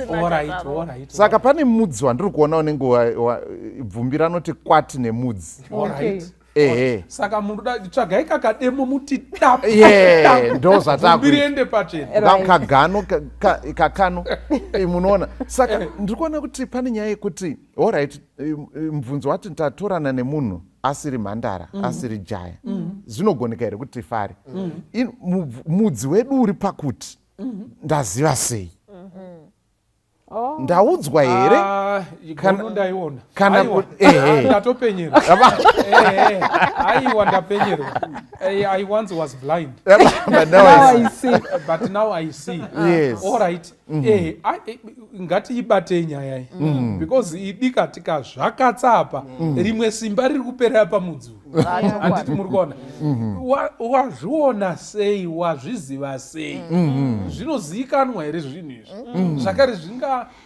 zvazivikanwa sei kuti iko munhu asi mhandara asi kana jaya zvazivikanwa sei apo ipapo mufundisi ndinoda kuti kutoziva zvechokwadi kuti munhu imhandara here kana kuti haasi toda kuti tione kuti iko zviri possible here kuti zvizivikanwe saka ndozvandiri kuti titozive zvemachokwadi it requires transparency. It's up to the person kuti akuudze ega chokwadi kuti inini ndiri mhandara kana kuti ndiri jaya uyu achitaurawo condition yake kana kuti handisi because there are so many myths around how you can identify kuti munhu imhandara. One of them ndeyekuti no kana munhu ari mhandara anofana kutobleed kana kuti munhu kana ari jaya anofana kubleed but scientifically that's not true. Pane vanhu vakawanda vanogona kuti the first time yavanosangana nemunhu they don't bleed because of a number of factors. Mahymen anosiyana and pane mamwewo mafactors are involved in whether or not a person eventually bleeds paanosangana nemunhu. Saka that myth ukaibatirira manje unogona kuzvinyebera kuti munhu wandinaye imhandara. At the same time, because of that myth, there are now methods to make that happen. Chero munhu asiri mhandara. Saka kutori nemaprocedure like hymen reconstruction procedure. Unogona kutoenda kwadoctor unoti I want to bleed. I'm going for honeymoon. This person is very traditional and very spiritual. Saka I want to make sure I bleed. And they can do the things that make you bleed. There are a lot of other things mukapinda magroup evasikana. You'll find kuti vanhu vatori nemamethods avanoudzana kuti alright saka kana uri kuda kutaite naita so then patoo nepossibility yekuti panogona kutobuda tunenge tukuropa ipapo. Why? Because there's a misconception. Yes. Because there's a misconception around how you identify kuti a person is a virgin. Saka zvakakosha kuti tinzwisise kuti zvinosiyana. Mumwe anogona kutokubhilivhisa kuti ivirgin asiri. Mugotorarama upenyu hwese uchifunga kuti ndakaroora virgin because akaita maths dzacho dzinoita kuti ufunge kuti virgin. Mumwe anogona kutoita seasiri but ari because haana kuita zvawaitarisira kuti ndo zvichaitika zvawakaudzwa muzupuko. Yes, zvawakaudzwa. So the best possible way to know for sure kuti munhu uyu are they a virgin or not, it's through transparency and honesty in a relationship. Kutobvunzana kwakubudirana pachena kuti ndo mamirira zvakaita.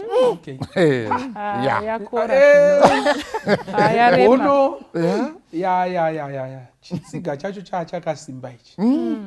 Saka zvinoreva here kuti iko pane kumwe kutenda kwatichaita kuti munhu imhandara nyamba sexually asiri pure.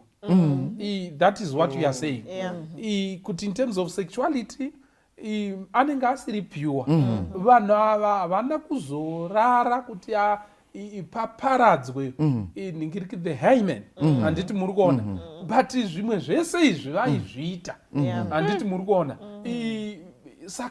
Saka where do we now draw the line? Ndiri kutoona kuti nyaya ika iyi inenge ine hasha yakadzama kana paine vanhu vari kutoita mari nehymen reconstruction handiti muri kuona kana business iro riri kutobudika zvinoreva kuti panopfuta apa zvikomo izvi zvinopfuta izvi handiti muri kuona nayo cheripo. Saka ngatimbozeya tiripo ipapapa.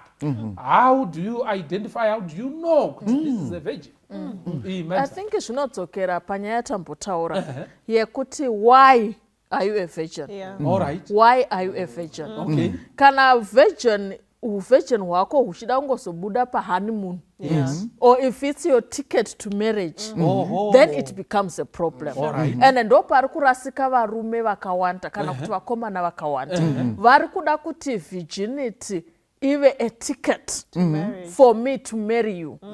Saka kana inini musikana ndahwa kuti chinoita kuti ndipinde mumarriage ticket rekuva virgin, it means ndichameka sure kuti I'm a virgin on the first night.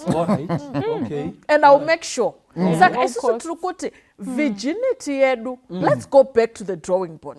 Zvinhu izvi zvakakoshera mwana mukomana, zvakakoshera mwana musikana, and zvakakosha nemhaka yekuti I'm a principled person.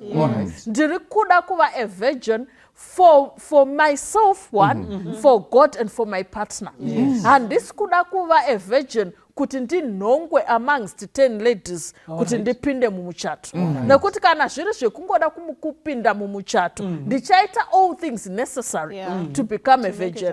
Same kuvakomana, kana iwe uri kungotarisa virginity, usingachatarisi zvimwe zvese zvichada, because marriage, it's a pot. Inotakura. Saka iwawa ukabata pa organ kuti inini ndiri kuroora virgin, you are missing the point. Nekuti organ paichabva musi wekutanga uchasara wava noumwe munhu wauchagara naye for the rest of your life. Saka yes, it's a plus kuwana a virgin, but let's not it be the primary choice paunotsvaga munhu wekuva a partner naye. Pane zvinhu and make it a ticket for you to marry a girl. Tarisa kuti musikana uyu, will I spend the rest of their lives even ndikabvisa virginity, even ndikabvisa bonte, will I spend the rest of my life with this girl? No, you're the reason to marry. And if she comes pure, it's a bonus and it's a plus and it's commendable. But it's when you then put pressure pavasikana, avanokusota. Pakaoma saka nemamazi kuti iri kuti iko pane munhu mudzimai akakura fana handiti ndikuona munhu mukuru, handiti ndizvere kuti ubate nhengo imwe chete woti iyi ndo unonzi muchato pasina izvi. So ivanyamazana ndikutoona kuti pama submissions ari kuitwa so far tine problem in our society. The problem is that there's too much pressure on the girl child to be virgin upon entering marriage, of which I think we need to deconstruct. We need to change. Tinofana kuchinja that narrative. That narrative. Perhaps what you need to start thinking about, because tinomboona wase kuti mukomana virgin. Right? Because the focus inenge iri kunyanya because kuona vanhu vakona human reconstruction, it means part on a pressure. Because munhu ari kubuditsa mari yakadini yakawanda. So I think what we need to dwell on mostly, zvatonyanya focus on ndezvatawana naye musara, kuti let's look at the bigger picture. Because the chokwadi unogona kutomuroora munhu ari virgin, but zvinhu zvacho zvoramba kufamba nevirginity iyo.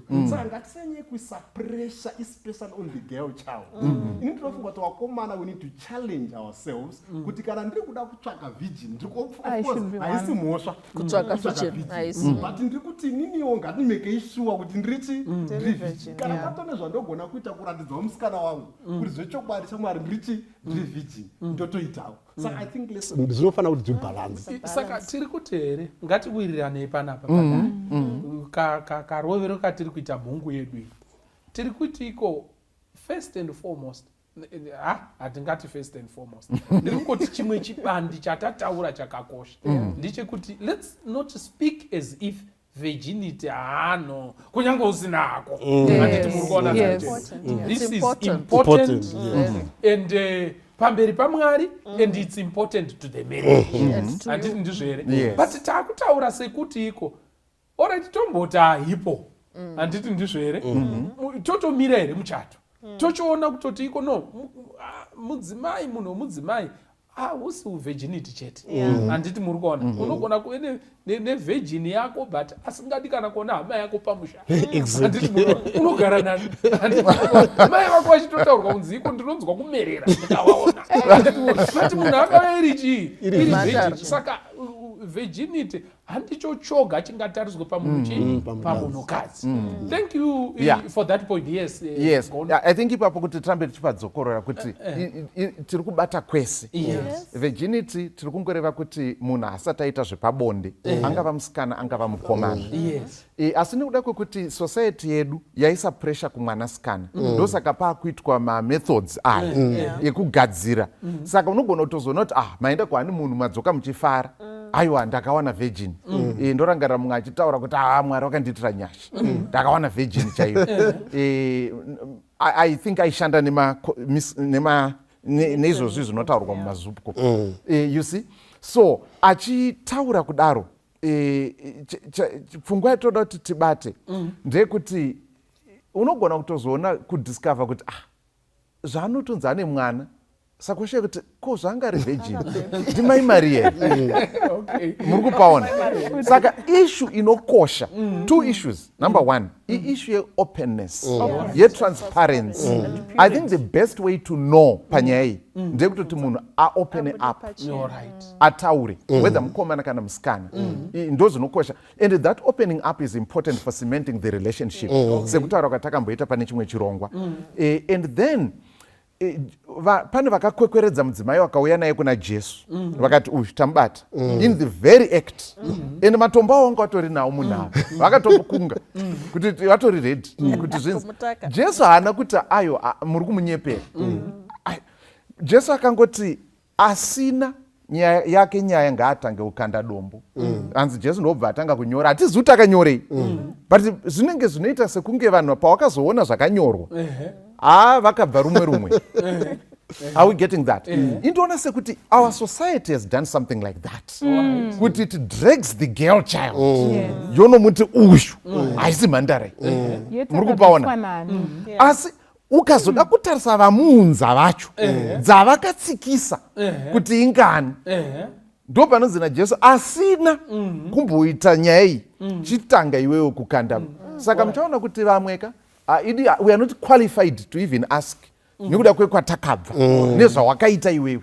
Saka ngatifungei nezvazvo nekuda kwekuti iyi ndo inenge yakunzi hypocrisy yatinoita kuitapa yekuti zvauri kuexpecta kune mumwe munhu iwewe hauna kutombomita standard iyoyo but uri kuti anofanira kuimita for me but did you meet it for her?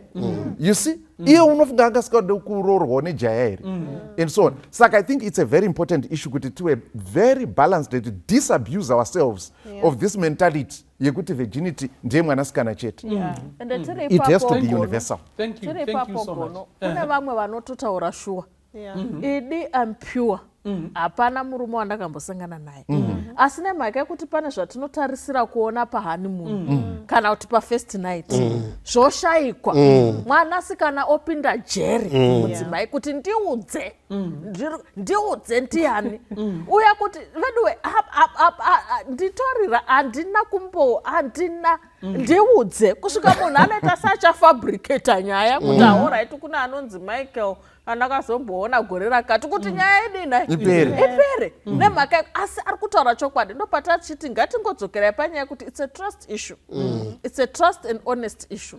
Kana muchigona kutaurirana ma-honest conversations inini handisi ini ndiri then you believe your partner you move on. Kana muchida kumove on kana usingazvikwanisi ibva wadinai wasiya pane kuzoti wagara nemwana wavanhu wakutanga kuti hafuti wanga usiri mhandareyo ndozvonetsa mhani kuroora vanhu vasiri mhandara handingakona kutsvaga umwe mukadzi handi ndodawo kakuhwa kuti mhandara dzoita sei handi wanga usiri ndipeka humhandara hwacho ndokuti ndisabuda mumba munhu opinda jere if you cannot haisi mhosva kuti nezvawandiudza izvi haina I can't continue with marrying you handiti mosiyana munhu ocontinue kana uchizvikwanisa wazviaccepta then moenda mumarriage pana kuti uzopinza mwana wavanhu jere handina kuona ropa sei handiti munhu ari kukudza kuti zveshe wandinambovata nemunhu asi iwe you insist and insist kusvika munhu asvika pakutozonyepa kuti nyaya ingonyaragwa mumba. Yes, ipapo signor sorry ndaita sekugamai panoitika unogona kuti okay uyu abuda pachena ka akuudza zviri pasi pasi pemwoyo wake chokwadi chezvaari obva ati ina handisi jaya handisi mhandara yobva wati handizvikwanisi ndaakuenda to the next person. You may not have any guarantee yekuti the next person achati hongu ndiri jaya hongu ndiri mhandara but you have no guarantee kuti ari kukudza chokwadi. You have no guarantee and chinhu chinorwadza ndechekuzoona kuti ndakanyeperwa. Muri kupaona saka it all boils down to issues of trust. Ndokwainodzoka kuti ngatiitei zvinhu zvedu zvese tiri pachokwadi. Kana uri kuudza kana kuudzwa zvese ngazvinge zviri pachokwadi nekuti unogona kusiya akuudza chokwadi chezvaari wochinotorana neakuudza manyepo ezvaari. Saka tiri kuti iko vanakomana regai timbotaura the boy child uri kuda here kuti nyika inoi ive nemhandara dzekuti uzoroora iwewe kana uchida kuti nyika inoi idaro iwewe chimbomira kubvisa umhandara hwevana because paunobvisa uyo neuyo neuyo panozosara ani watobvisawo ujaya wako futi watobvisawo ujaya hwako saka chinokupa simba rekuti utsvage mhandara iwewe wasakara kare chimbori chii mukati meupenyu. That's unfairness and hypocrisy at its best mukati mekurarama. Now let's now move forward. Handiti ndizvo here in moving forward tirifunga kuti iko alright tazviona zvese kuri kuremera homwe dzedu idzi handiti ndizvo here but ngatimbotaura ngatichiendai panyaya yadanda yanga yakadzirirwa nemudzi wamapasa handiti muri kuona nayo cheripa zvinogoneka here kuti iko vanhu vatorane umwe haasi mhandara kana kuti havasi iwe harisi jaya uyu haasi mhandara but vagotodanana ende musha ugo kutoita chin'ai vanhu vachifara mukati memusha. Zviri kwere zvinowanikwa here kana kuti muri kuda kungotifurira yes ndachida kuti zvinodzoka futi kunyaya yetransparency yange ichitaurwa ndinoona sekuti zvinhu zvikabudiriranwa pachena vanhu tine chimwe chirongo chatakamboita ndofunga chakatangira chinochi chekuti historical transparency open and honest. Yes, munhu akave honest pakutanga kwehwaro hwerelationship handione paine dambudziko rakanyanya. Tine vanhu vazhinji vanotozikanwa vakatoroora, munhu anogona kutoroora munhu ane mwana wake wotochata muchato mutsvene wotogara vachifara, umwe anogona kuroorwa nemunhu ane mwana wake but vanhu vakabudirana pachena. Izvozvo we cannot say virginity ndo yakatakura ndo inonzi woti baluni yakatakura happiness yemuchato zvokuti ikanzi haipo hakuna mufaro mumuchato. Vanhu vakabudirana pachena kuti inini ndiri pano wandiwana ndisiri mhandara ozvigamuchira ega ozviprocessa oita decision, conscious decision yekukuroora wakadaro kana kuti kuroorwa newo wakadaro. Ndinoona pasina dambudziko ende hazvibvise mufaro womumuchato. Sezvamambotaura munhu anotaura chokwadi akatokosha kupfuura anokunyepera. Because zvinhu zvekunyeperwa zvekuzonzwa unotanga kuzofunga kuti saka besides kungobviswa umhandara ndo pazvakaperera here. After abviswa umhandara akazorara nani why was she hiding this from me or why was he hiding this from me. Saka tinoona zviri zvinhu zvakakosha kuti vanhu ngavangogare vataurirana but at the same time kana vanhu vawirirana hazvipedze mufaro womuchato kuti vanhu vawanana vasiri mhandara. Saka nemamwe mazwi the issue is not on kuti iko usiri virgin kana kuti uri virgin. The issue ndiye kuti iko zvazikanwa here mukawirirana mukapinda muchato menyu muine riziro.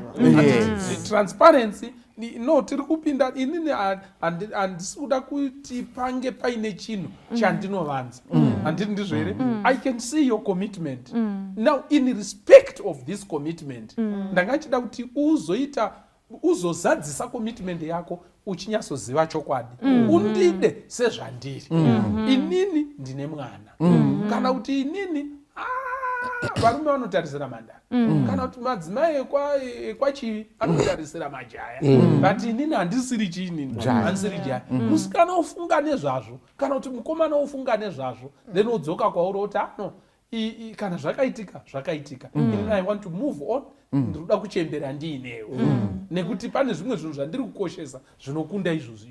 mupinda mukati memuchato wani wenyu mukati memuchato wenyu. Thank you for that point. Tichiri ipapo pastor, ndinoona sekuti society ndo ine dambudziko rakanyanya kukura. Vanhu vakaziva kuti vanhu vanodanana ava. Vanhu vanogona kunge vatowirirana. Munhu anogona kupinda mumusha mevanhu aine mwana wake. But wotonzwa vanhu vachiti mhuka iyoyo hatidi kuiona pano kureva mwana uyu vati wakapinda naye mumusha. Kana kuti kungoti pese pese pangonetsa pamwe umwe musabika sadzambodza. Zvonzi ndizvo zvoka akauya kari akaine mubvandiripo washaya kuti dziri kupinda papi. Muchato wacho itori mbodza kare. Muri kuzviona. Saka society inogona kuto konzeresa hondo pakati pevanhu vanga vagara vawirirana toti vanhu vanga vaudzana. Saka indoda kuti tikurudzirane kuti kuno kuAfrica ngatidzidzei kusangozviinvolva muzvinhu madecisions anofanira kuitwa nevanhu tu. Because vanhu vasangana vachidanana ndivanyamazana nemudzimai wavo vakawirirana zvavawirirana. Isu sana tete nevaroora nevazukuru tine patinofanira kugumira. Because ava pavazotora uyu asiri mhandara avataurira vachisiya dzimwe mhandara dzavanga vachiona pane zvavaona pamunhu iyeye. Saka isu hatifanira kuuya tichikuchidzira huni dzeruvengo nekusawirirana pakati pevanhu vawirirana. Ndinoona zvakakosha izvozvo. Okay, thank you so much. Yes, Nyati. Nganditore pari kubva kutaura mbuya wangu. I think ndinogara ndakataura pano padare kuti tinofana kudzidza kuti patiri kuita madecisions muupenyu haasi here madecisions are socially constructed. Kune yatinoti social construction of reality yekuti inongori reality yatakagadzirirana pachedu sevanhu but isiri rational. Ati muri kuona zvokuti unogona mukadanyatsa kutarisa scientifically maresearches vanhu vanotororana vari mavirgins vanotorambana. Ende vanorona futi vasiri mavhiji vanogona kudi futi kuramba. Saka I think tikaita problem yekunobatira pa one time aspect of marriage then paita problem. We need to look at the bigger picture. Kunotori nevana baba zvechokwadi kutoti atori muchato anenge achingoti plus ndakakona usiri mhandara iwo. Saka izvozvo zvichabloka baba ivavo kuti wagone kuona the bigger picture about the wife. You see? Saka unogona kuti munhu anogona kuti chokwadi wakamuroora asiri mhandara but macircumstances anoita kuti munhu asaite mhandara akawandisa. Ende panotori nevanotaura vanotaura nezvesecondary virginity yekuti pamwe munhu anogona kunge asitongori ake physically virgin but wotinoti zvakaitika maybe nemacircumstances akasiyana siyana but uona kuti mumwoyo make munhu chidikwa chekutoriwa ari virgin enga achinayo anacho. And what not this person, why my qualities ese ekuva mudzimai anawo. But virginity chiri chekuti maenda kuhani munhu one day zvatopera but they are going to stay together for 50 years. And saka it's important for especially isu varume because of this social pressure. Ngatitarise the bigger picture. Component ye marriage kuti yakamira sei. I think zvinotibatsira. Thank you so much. Maita yenyu imboku maitibatsirane then tozoti maijaricha tichida kufamba mberi. Yes. Kana chitarisa muBhayibheri tinoona kuti nyaya yevirginity inyaya inokosheswa zvikuru kwazvo mukati meshoko raMwari. Zvakaita sana Rebecca akazova mudzimai waIsaac, nyaya yekuti she was a virgin inotaurwa kakati one day and so on. And then ndofunga ndoda kuti ndibate pfungwa mbiri. One, pana Leviticus 21 kana ichibva chapter iyi inoadressa mapriests. Vanhu vakanga vasarudzwa kuti vave mapriests. So verse 1, and the Lord said unto Moses, speak unto the priests, the sons of Aaron, and say unto them, there shall none be defiled for the dead among his people. Pova pataurwa mutoro dodo kunzi mapriest chekuti havaiti chekuti havaiti chapter iyi ichienda. And then inozonotaura pekuti ye shall take a wife in her virginity. Verse 18, a widow or a divorced woman or a profane or a harlot, these ye shall not take, but ye shall take a virgin of his own people to wife. And verse 13 and 14, this is specific to priests. Nekuda kwe the role that they played, representing or foreshadowing Christ and the relationship with his church. Saka, and also to be models in the community and society and in the church. So it is specific to the priests. Outside of this, you don't see God making it a requirement for any man or any woman kuti unofana kutongororwa nejaya kana urorwa, but because of something particular that God was teaching and which it was representing in foreshadowing Christ, then it was made that requirement for the priests. Outside of that, hatuoni zvakaita seizvozvo. Now pane pfungwa inombotenderera vanhu vachitaura masocial media, vafanadzi nguva vachitaura kuti aiwazve ropa karinotodiwa, kuti panofanira kudeuka ropa nekuti ukaverenga kuna Zechariah chapter 9 verse 11 and so on, so many places in the Old Testament, for example, unoona pachitaurwa the blood of the covenant. Okay, so kuti now saka vanenge vari kuti ropa tiri kuita sungano, saka panoitwa sungano panoitwa paine ropa, but regai tingodzokera futi kuti sungano yaitwa sei. Paitwa sungano pakati pevanhu vaviri, inogona kunga iri maybe a suzerain treaty or a parity agreement inenge ichiitwa. Paiurayiwa mombe semuenzaniso, yochekwa napakati kubva kumusoro kusvika kumuswe, yochinzi chikahafu uku chihafu uku, vapinda musungawirirano vofamba nepakati pezvimedu zvemombe izvi as a statement yekuti anopunza sungano iyi, you will be a carcass like this animal. Are you getting that? Hapana ropa revari kuwirirana raideuka. Muri kunzwa? Ropa raideuka ndere chipiriso ichi chiri kunzi, if you break the covenant, you will be dead like this animal. That's what it represented.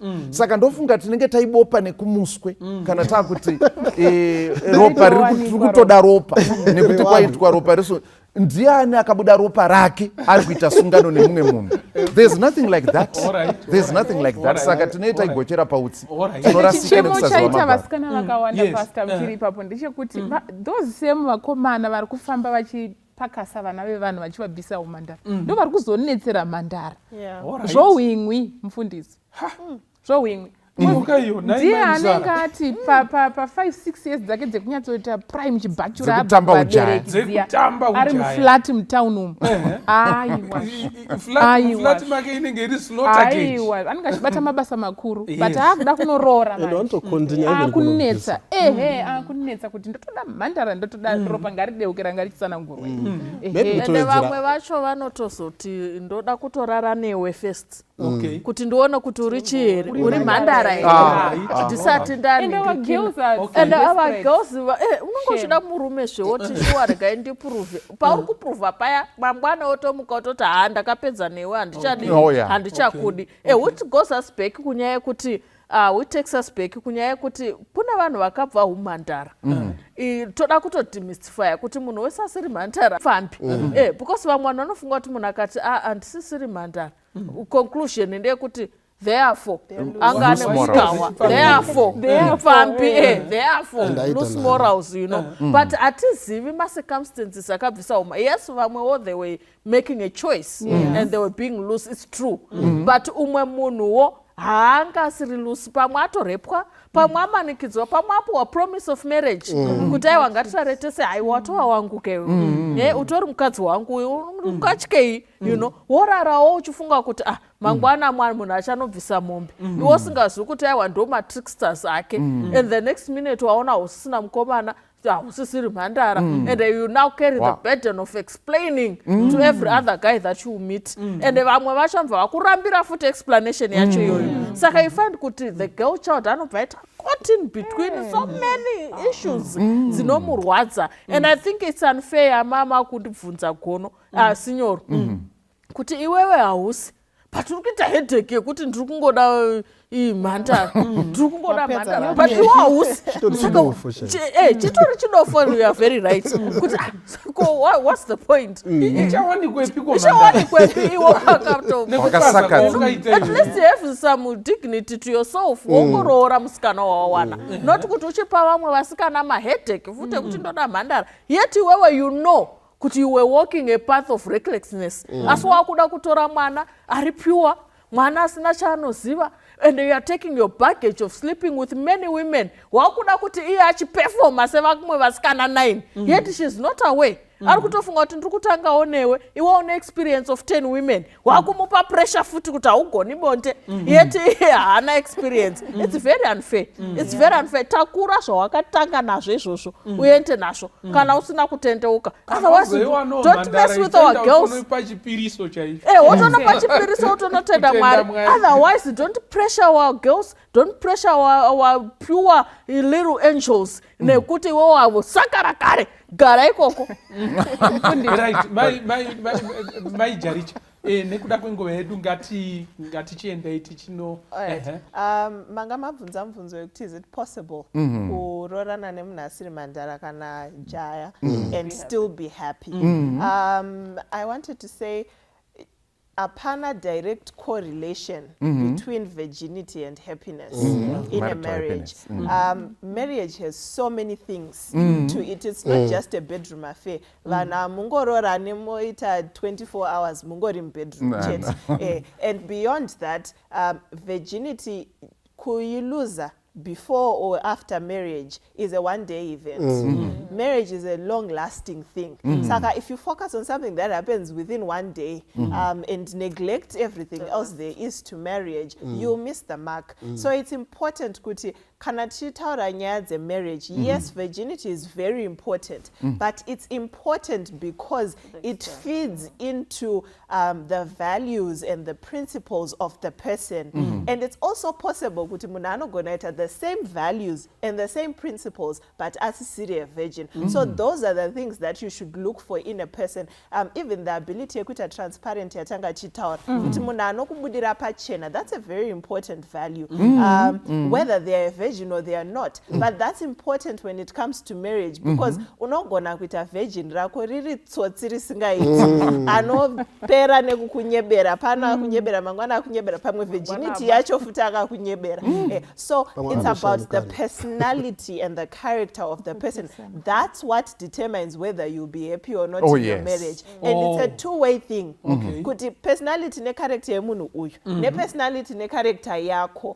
Kana iwe uyari honest ari chi, but iwewe uchingopinda yese yatachitaura kuti kana munhu ari jaha apedza vanhu 10, chances are even in marriage you're going to do the same thing. Exactly. Saka it's a personality thing on both ends. Chinodetermina kuti muchafara here kana kuti hamufari. Saka ngatikombe vanhu vaviri ava, ijaya iriri irapedza vana rezamen handiti ndizvere vapedza vasikana 10, 15, 20 ari kubvisa umhandara, oda kupinda mumuchato, onosvodhimanda kuti iko ndinoda chii, ndinoda mhandara. Happiness nestability yemuchato, his contribution yaachaunza to the happiness and stability yemuchato inogona kutokundwa nemusikana pamwe akamanikidzwa nemukomana. Handiti muri kuona akatozviona kuti izvi this is not right, ndakakanganisa, ndakazviisa musituation yakazodai yakadai, kana kuti ndakatorwa advantage of neudiki, ogoto from there anoita learn kuti iko ndakakanganisa, ogotoita munhu kwaye zvakadaro zvekuti the contribution that they give to the marriage covenant is far much better and profitable to the marriage than this gentleman angodemanda virginity. All right, ndangachida kuti iko tipedzise takadai nekuda kwetime yedu, ndangachida kuti iko titaure mai Chinengo, kune vanhu vakatitarisa pari zvino vari kuti iko I'm no longer a virgin, and what is it that I can do? Is there hope for me? Handiti muri ndodini, I'm no longer a virgin. Zvakaitika ngatimbozvitsveta ya, but idi sure I'm no longer a virgin, but ndoda kurohwa, ndoda kugarawo zvakanaka, handisiri jaya, handisiri mhandara. What is it that we can say to that person? Then we close. Yes. I would personally say ndinoona sekuti Mwari asi mupomeri wevanhu, ende Mwari haakondemi vanhu kuti munhu right off, but chinokosha ndechekurealiza situation yako kuti inini handisisiri mhandara, whatever the circumstance, because munozoti kuna vamwe vana vari kurasikirwa neumhandara nekuda kwema-economic hardships chaiwo. I spoke to a group of girls, most of them who vakabvuma kuti tiri sexually active vanotoshandisa contraception vaiti tiri kudaro because varume vanouya vachitipa mari dzekuti tirarame vamwe vanenge kushaya school fees kucollege and all.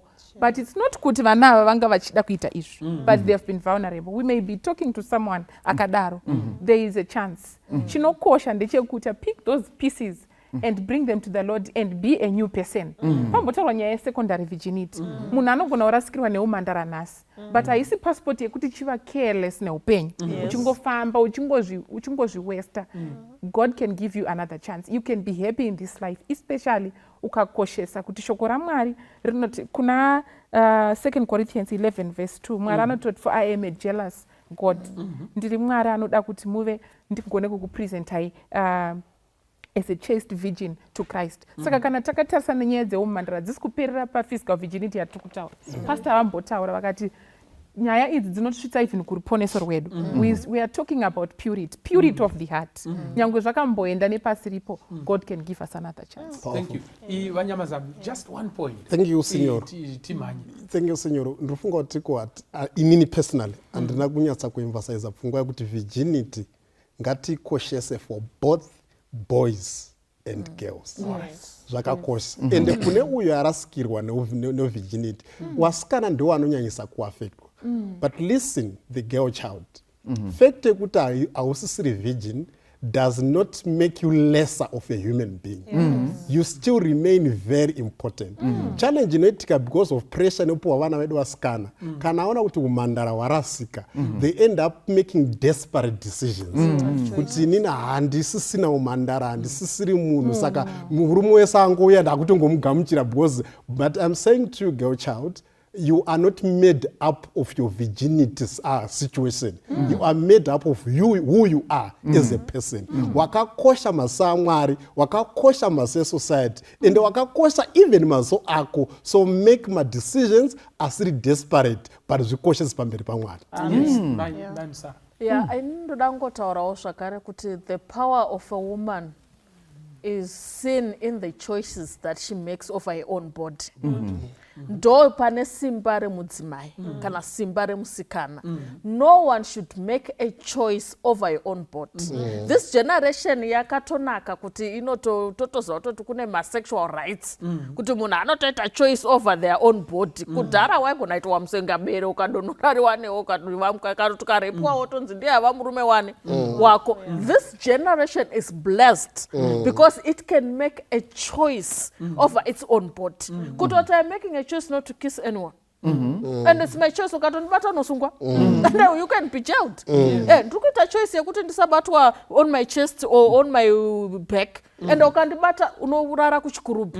It's a powerful choice that has been given to the girl child. And I think even before God, Maranga katipa choice iyoyo. Saka wese whether wakamborara noumwe mukomana ukaudza uyu current boyfriend yako kuti asinzi usisiri virgin ka uri kurambire kurara neni. Tell them it's my body, it's my choice. And I'm making that choice and nditoziva kuti handisitomboda kutotibata for that matter. Wototaura zvokuvata zvokutomakiswa zvacho handisi kutoda. And it's my choice. And I think that's the power that we have. And I think pamberi paMwari, pamberi penyika, pamberi pedu as women, we have that choice. Thank you. Maijaricha. Yes.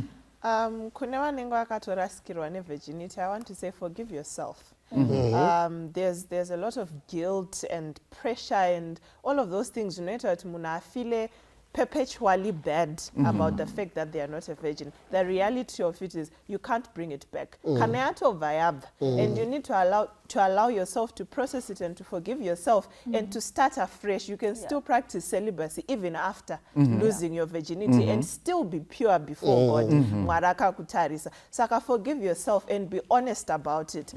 When you're entering into a serious commitment, don't pretend to be what you are not. It's okay that you are not a virgin anymore. In as much as virginity is valuable. But it's okay kuti zvakaitika. Tell your partner kuti izvi ndo zviripo and they accept it or they don't. But you've been honest with them, you've been honest before God, and you have forgiven yourself. You don't continuously torture yourself about zvinhu zvakatoitika kudhara zvisisari veseke. Thank you. Gono? Yes, ndichiwedzerawo pane zvataurwa izvozvo. Chinokosha kuti michato yedu ive yakasimba. ndezvekuti tidzidze maprinciples emarriage and kana uchitarisa kuparara kunoita michato nemaparariro ese airi kuita mastudies ese handisati ndaona sofa yakapublisha kuti nyaya yekushayikwa kwevirginity was a factor yakaita kuti nyaya patop 5 reasons dzinoita kuti vanhu vasiyane nyaya yevirginity it doesn't appear so hatisi kuti haikoshi asi tiri kuti vanhu pane zvimwe zvinhu zvinotokosha zvatinogona kutosatarisa tichingofocus on this one thing zvinhu 3 in summary togara nchitaura panapa sinyoro. Number 1, effective communication. Okay, number 1. Number 2, spending quality time together. Number 3, resolving conflicts timeously and amicably. These are the fundamental principles Mwari vachitibatsira kuti dzimba dzedu yes dzienderere mberi ndo zvakaitika asi tinokwanisa kuenderera mberi mune zvakanaka uye zvakare shoko raMwari robva rati kana munhu amuna Kristu achisikwa chitsva zvekare zvapfuura. God can give you a new page and we can move on. Toda kutenda chose pachirongwa family matters mukati mezuva ranhasi tichitaura nenyaya dzanetsa vanhu vari kushungurudzwa vari kuiswa mukona vamwe vari kuitwa varanda kuupenyu hwese kuti iko kuda kungosumudza musoro zvonzi munotaurei imi makapinda mumusha musiri mhandara ndo zvinoita vanhu vakanga vasidzisiri mhandara pamwe waakuda kutodai nekuti wakanga vanhu munhu oita musungwa nekuda kwekutiko anga asiri mhandara. Takoshesa chimwe chinhu chatakoshesa panapa vanhu vaMwari transparency muchipinda mukati memuchato. Foundation yemuchato wenyu kutanga kwenyu inception yacho chaiyo yovakirwa pachokwadi nekutaura zvauri zvogamuchirwa kana kuti zvorambwa. Mupinda mukati memuchato munhu pasina chaakamirira kuti chichazomushamisa zvese anenge achizviziva. Muchato wenyu unosimba. Mwari akuitire zvakanaka, Mwari akukomborerei, arambai nemi. Zita rangu ndoitwa Pastor Francis Mbira, musokosvi paFamily Matters. God be with you. Ndinomira paJordani nekunangisisa kunyika yeKenani uko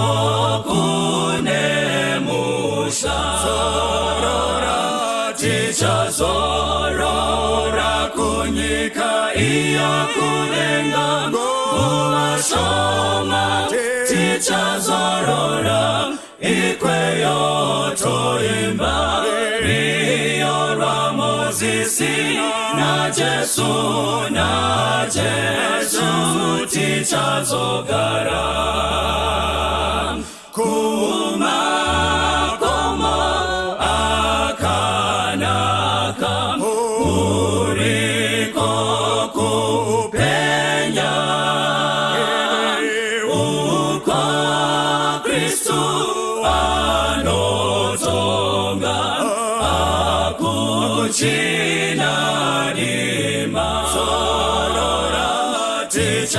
tichazorora kunyika iyo kulenga nguva shoma tichazorora ikweyo toimba riyo rwa Mozisi na Jesu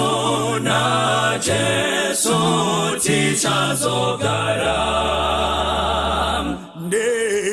ndichasvika kuriniko nekukomborerwa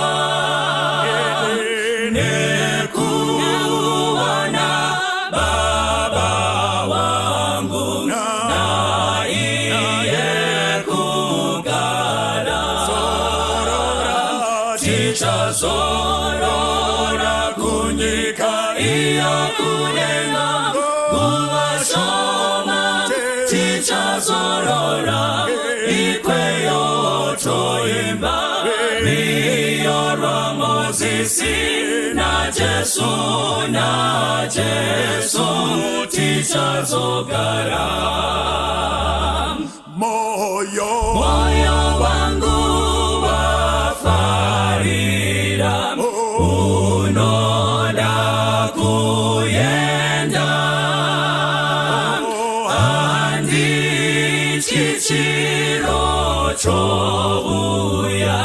ndashinga kufamba tichazorora kunyika iya kudenga nguva shoma tichazorora ikweyo toimba iyo ramozisi na Jesu tichazogara tichazorora kunyika iyo kudenga nguva shoma tichazorora ikweyo toimba iyo ramozisi na Jesu tichazogara. Toda kutenda Mwari watitendera kusangana nyama nemweya zviri pamwe chete. Toda kumupa mbiri nerukudzo nekuti mbiri nerukudzo zvakafanira iye. Ngativei nenguva yekunamata. Baba wedu namuponesi musiki wedenga nepasi. Toda kutendai nekuti muri Mwari. Rumbidzwai nekusingaperi nekuti zvakafanira iye. Muzita raJesu tinonamata. Amen. Toda kutenda Mwari. Tiri tese tiri pano. Tichitraya kuonesana uye nekuzivisana kuti vanhu vaMwari hakuna chicharamba chiri sezvachiri. Nyika inoi ichasvika pakupetwa. Ende ma-activities nema-events akuitika panyika akuratidza kuti izvo nyika ino yaneta. And the more we try to make it better, ndo painoita worse. The more educated we become, ndo patinopedzisira tatoone nhamo. Ndoziva kana vanhu takamborarama chidofo, iko zvinezvi tiri kurarama chidofo kudarika vana chaka. Kana vanhu takambove irresponsible, mukaona iko zvinezvi mabushmen akanga asina kuenda kuchikoro anani. If ever there was a problem muvanhu nekuti vafunda, yakuoneka iko zvinezvi. Vanhu vakanga vari nani vari madofo. Asi iko zvinezvi nhamo dzavo dzinenge dziri kumultiplya nekuziva. Unfortunately, knowledge ceases to be power. Because yes, tinowirirana kuti izvo knowledge is power. But as long as knowledge is not put to good use, it is no power. So by the end of the day, we have got enough knowledge, but we lack implementation. Saka chikumbiro changu ndechekuti dei tingaimplementa zvatinoziva. Ndokumbirisawo zvakare tisati taenda mukutaurirana nhaurwa yanhasi. Ngatimekei sure kuti kana pane vanhu vachafa nechirwere chiri kuuraya, ngatiregei kubatsira mukufa kwavo. Dei umwe nemumwe wazvitora sezvinonzi uri kurwara. Kuvhakacha wamboita kushoma, kuona hama kwakanaka, but nguva yekudziona handifunga kuti ndeino. Zvakanaka kusaisa vanhu panzvimbo yakaoma by our behaviors. And tirambe tichirarama tichirespecta space yeumwe nemumwe nemavalues eumwe nemumwe. Hazvina kumboipa kusangana kuminamato, hazvina kuipa kusangana kumapati, hazvina kuipa kuungana. Asi ndoda kukuudzai kuti izvo tinogona kurasikirwa nevamwe nekuda kwaizvozvi. Saka dei Mwari angatibetsera taita the correct thing. Uye ndoda kukuudzai kuti chirwere ichi hakuna akati chichapera, uye hakuna akati ndo chekupedzisira. Togona kubuda muna ichochi tichipinda mune chimwe, taakufanga kutopinda mugiya rekurarama mumazuva ekupedzisira. Ndo zvapo, ndo kwatakuenda.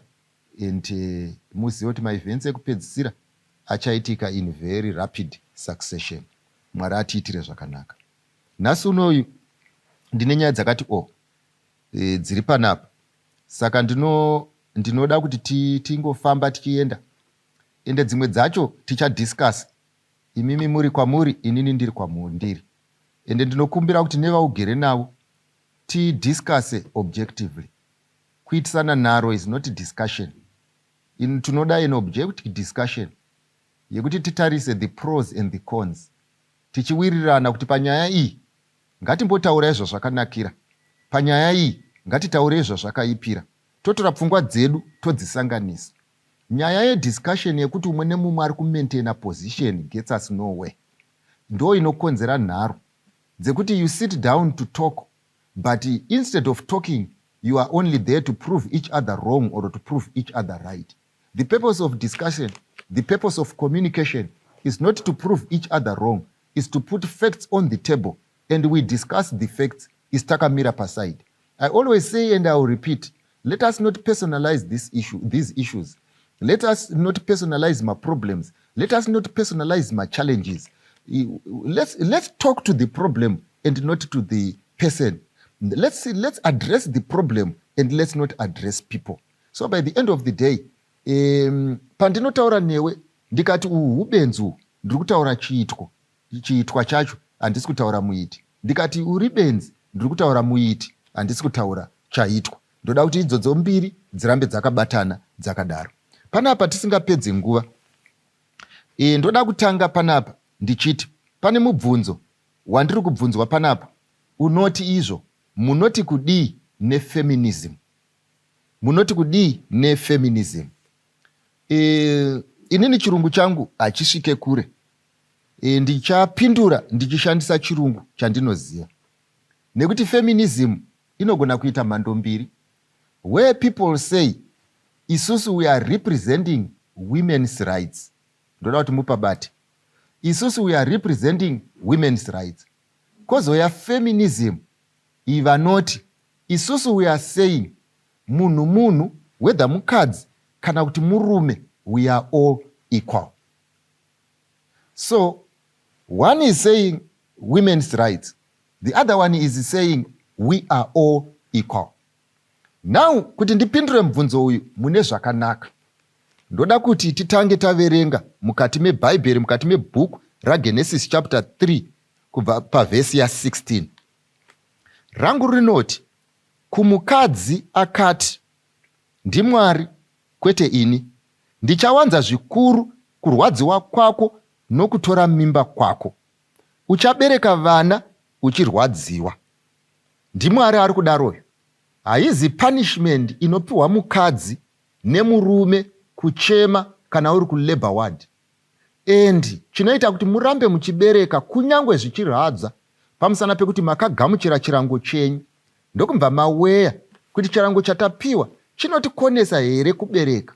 Chakaita kuti chisakukonesei kubereka ndechekuti makapiwa instruction naMwari yekunzi berekanai muwande muzadze nyika. Saka whether you like it or not, kubereka muchabereka. And whether you like it or not, nyika inotozadzwa. Ichizadzwa nani? Nemi. Asi munoizadza sei muchirwadziwa? Can someone appeal before God? Oti Mwari, ini kubereka ndinoda, asi kurwadziwa nemimba handidi. Hazvigone. Pamusana pekuti izvo, chako kubereka uye chako kurwadziwa. Asi kurwadziwa muri kuripa nyaya yamakaparirwa nambuya venyu Eve. So by the end of the day, there is no doctor who can set you free from this one. There is no prophet who can set you free from this one. And there is no witch doctor who can set you free from this one. Even your mother cannot set you free from this one. Even murume wako akauya kulabor ward, iwewe uchisununguka, iye akamiramo, haarejuse pain yaunowana. Why? Pamusana pekuti chirango chako unofanirwa kuchigamuchira in style. You cannot appeal to men over things that men did not initiate. Ndo pandiri kuuya chete. Chepiri panapa, mukaverenga Bhaibheri roti izvo, kuda kwako kuchave kumurume wako, iye achave ishe wako. Ndo zvinotaurwa neBhaibheri, and it's not me. Bhaibheri riri kuti izvo, iwewe kana uchinge waroorwa neni, whether dzangu dzakabalansa kana kuti hadzina, whether dzinopanana moto kana kuti hadzipanane moto, whether inini ndakarongeka kana kuti handina kurongeka, whether inini ndinazvo kana kuti handina. Bhaibheri panapa riri kuti ndichienderera mberi inini saMwari ndiri kuti kuda kwako iwewe semukadzi kuchave pasi pemurume wako, uye iye achave ishe wako nekupusa ikoko. Ndodzokurora nekusarongeka ikoko. Why zvakadaro? This is God who is saying so, and it is not me. Saka ndoda kukuudzai, kana pane munhu ari kukurerutsirai panyaya iyi, kune vaya vanoti vanhu vakafanana, pane vaya vanoti murume nemukadzi vakafanana, hakuna ari pamusoro pemumwe. Ndoda kukuudzai kuti izvo ipfungwa yenyu, hatigone kukutorerai.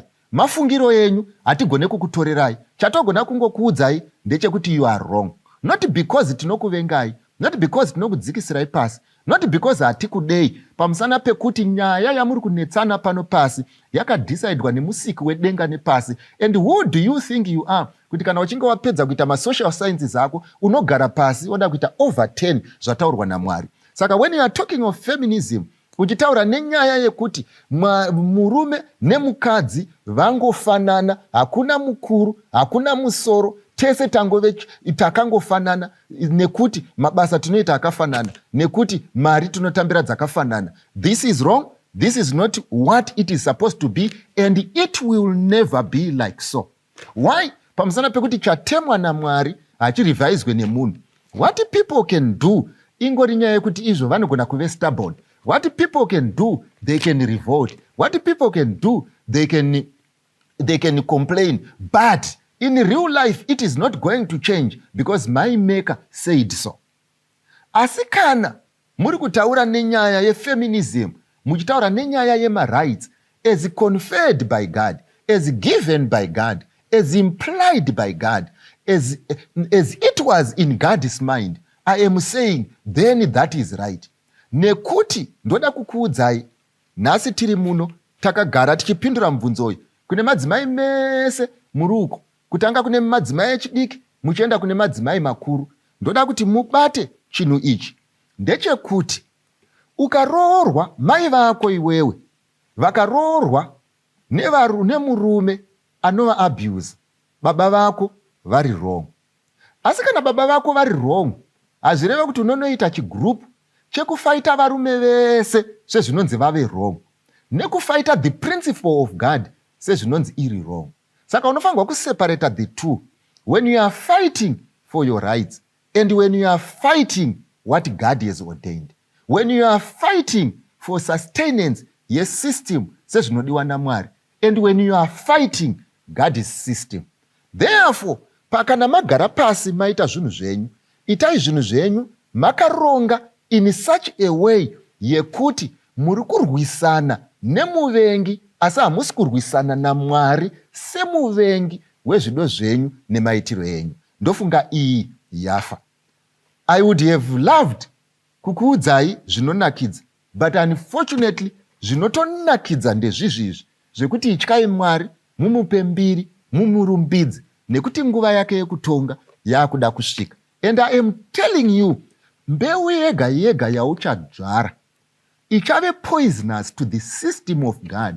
You are responsible. Theory dzauno advance dzikave poisonous to the system yaMwari, you are responsible. Modzi nemafungiro dzaunozvara dzikave poisonous to the system yaMwari, ne the order yaMwari, nezvakarongwa naMwari, zvekuti vanhu vakuita basa rekurongonora upenzi hwako, iye Mwari akanga akaisa system iri in place. You are responsible, and before chigaro chaMwari you are going to give an account for this.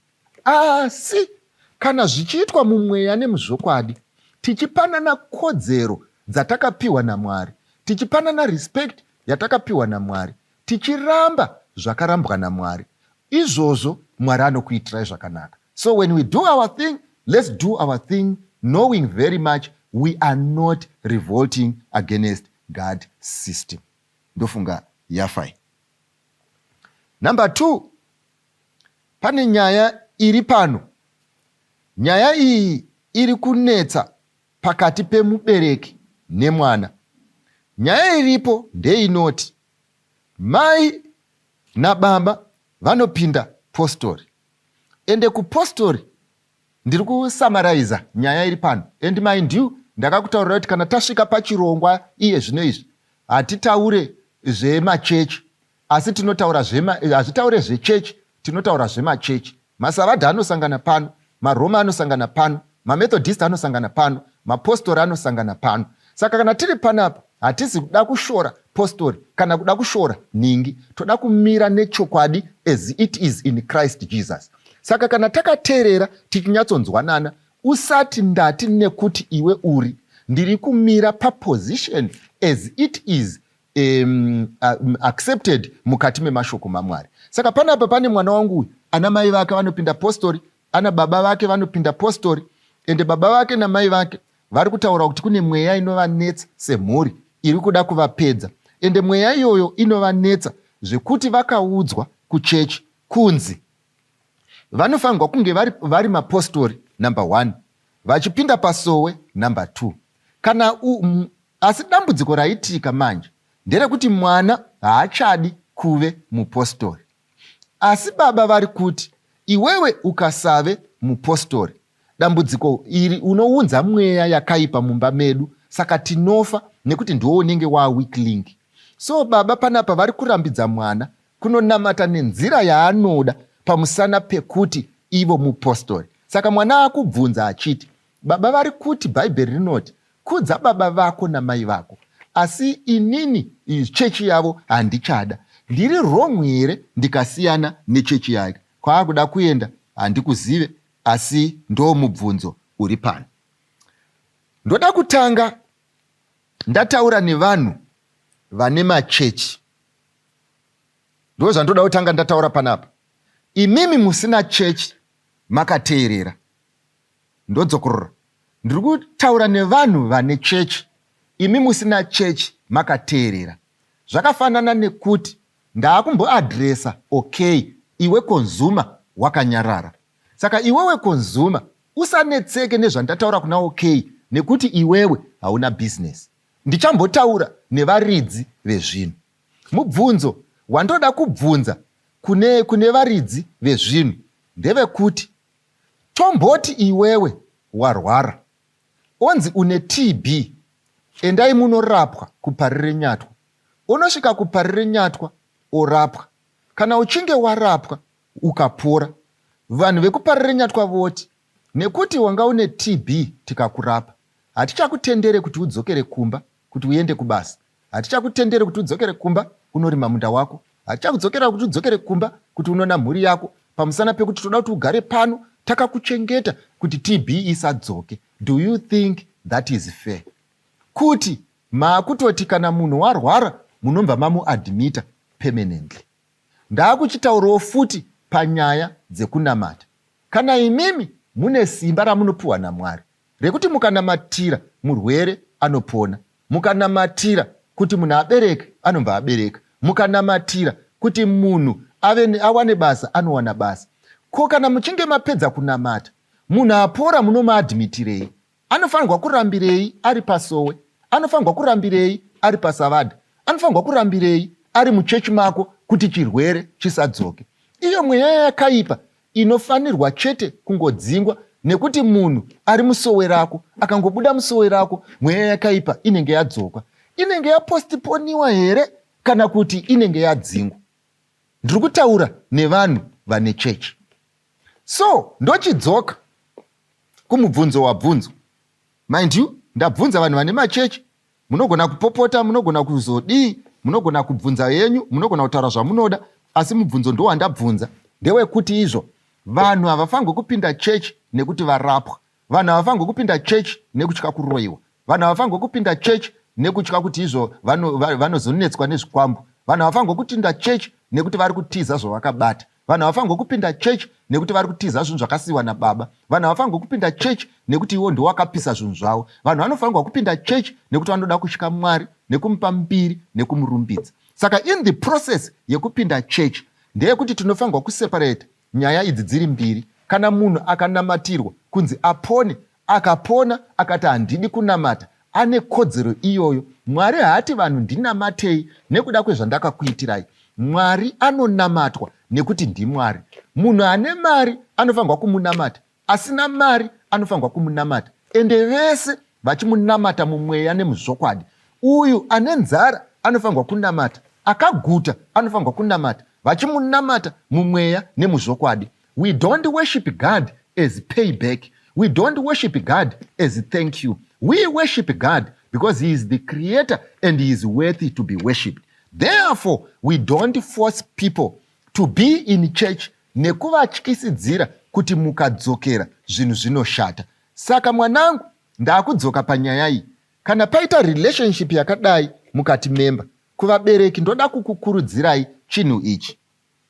Vana vanonzi vazviise pasi penyu, ndezvechokwadi. Vana vanonzi vakurespektei, ndezvechokwadi. Asi musakanganwe kuti Bhaibheri rinoti musachemedze vana venyu. Rinoti musadzvinyirire vana venyu parinoti musachemedze. Uye Bhaibheri rinoti they are also free moral agents, vachatomirawo pamberi pechigaro chaMwari vachitongwa. Therefore panyaya yeworship, iwewe kana uri baba unopinda savadha, koita mwana oti chechi yenyu handichada. Kana kuti uri baba vanopinda apostori, oita mwana anoti chechi handichada.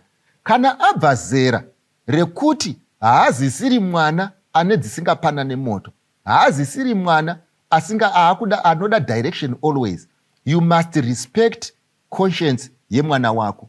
Pamusana pekuti kudii, munhu wese achatongwa naMwari nesarudzo dzake. Saka pane nguva yandofanirwa kuzviitirawo sarudzo, pane nguva yandofanirwa kuzvimiririra, pane nguva yandofanirwa kudecide kuti mhuri yangu ichafamba sei. Handifanirwe kuramba ndakabatirwa shamu nekuti iwewe uri baba vangu. Uye kunzi kukukudza hakureve kuti ndaakutenge sembwa yakangosungirirwa tambo ndichingodhonzwa ndichienda neni. Saka in issues of worship, mwana must be given freedom when they are of age. Mwana must be given freedom kana vakura vakuita sarudzo dzavo. Handisi kumanikidzira munhu kuita zvinhu izvi, asi ndoda kukuudzai, it's one thing kuenda nedhongi kumvura, but it's another thing kuti dhongi rigesi. It's one thing kuenda nemunhu kumunda, but it's another kuti arime.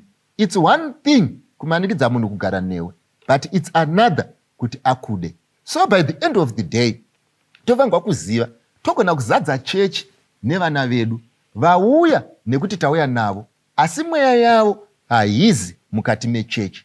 Mwari ndo paanotozoti munonditi baba baba nemiromo yenyu, asi mwoyo yenyu iri kure neni. Why? Pamusana pekuti tinenge taunza vanhu pachinhu chisiri chavo.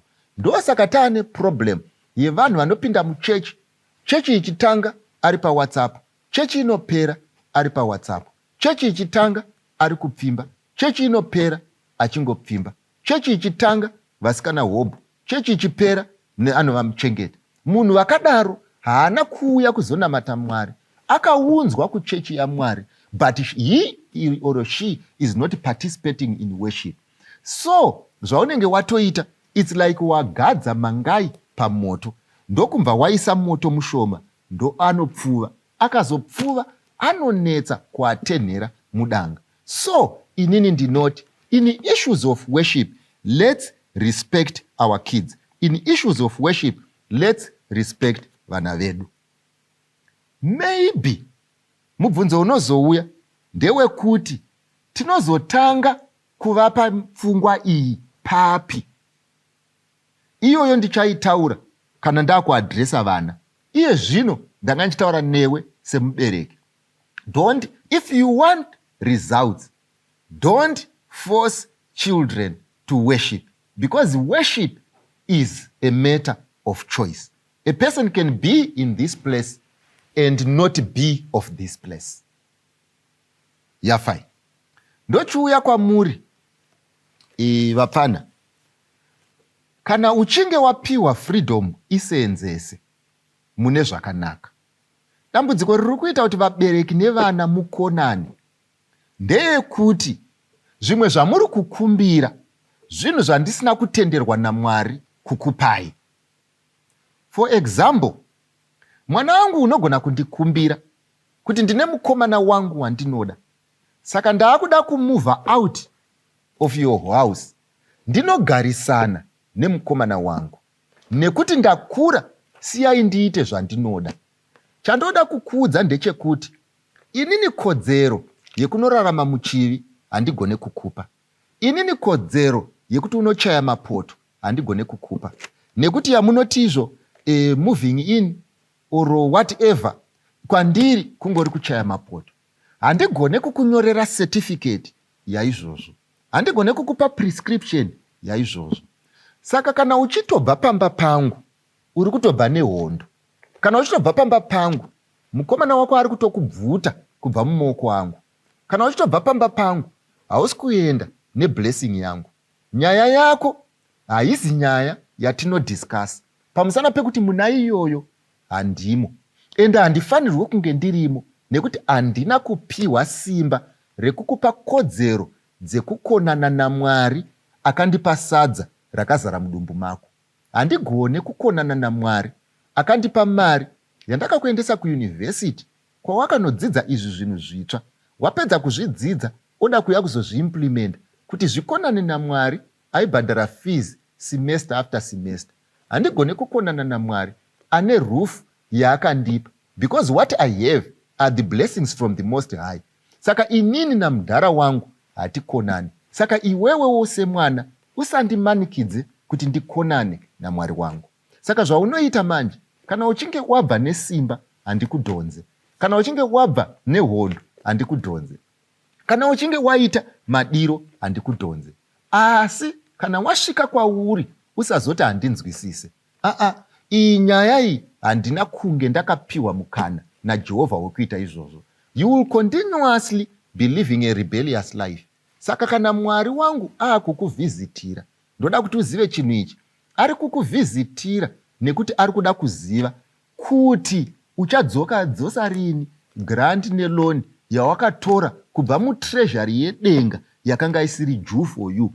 Pamusana pekuti zvakakosha zvaMwari hazvisevenzeswe mukunamata zvifananidzo. Mirai ndikupe example vana vangu. Ndibva ndadzoka kwamuri vanasikana, kunyanya vanasikana ndimune brain dzisingapanane moto panyaya iyi. Imimi ndoda kuti ndikuudzei chinhu ichi. Muri kurangarira vana veIsrael pavakabva kuKenani vachienda kuEgypt kwavakazonoitwa enslave. Pavakaendako havana kuenda vachiti tiri kuenda for slavery. Pavakaendako vaitoenda nekuti kwakanga kune nzara. Jacob nevana vake vakatoenda vachienda kumaguta. Vakatoenda nekuti zvaibhadhara. Vakatoenda nekuti vaitiza nzara. Vakatoenda vaweya maadvantages. Ndokutoona kuti kuramba uri kuKenani hakusi kubhadhara. Ndokubva vatoenda kuEgypt. Asi vasvika kuEgypt vakatonopiwa nzvimbo yakanga iri fertile kwainzi kuGoshen. Vakatotanga kuita zvipfuwo zvikatanga kuwanda. Vakatotanga kuberekana vakatotanga kuwanda. Pamusana pekuti kudii, vakaenda in search of greener pastures. Vakaenda in search of a livelihood. Asi vaveko manje vazogara zvakapakazoita transition yakanga yakanangwa chaiyo nemaendero avo. Nekuti chiprofita chakanga chagara chataura kuti for 430 years vachange vari muslavery. Vazoveko manje chakazopedzisira chaitika ndezvaifanirwa kuitika, zvakanga zvakanangwa neakanga avasenzesa iye muvengi anonzi Satani wekuti vachaenda into slavery.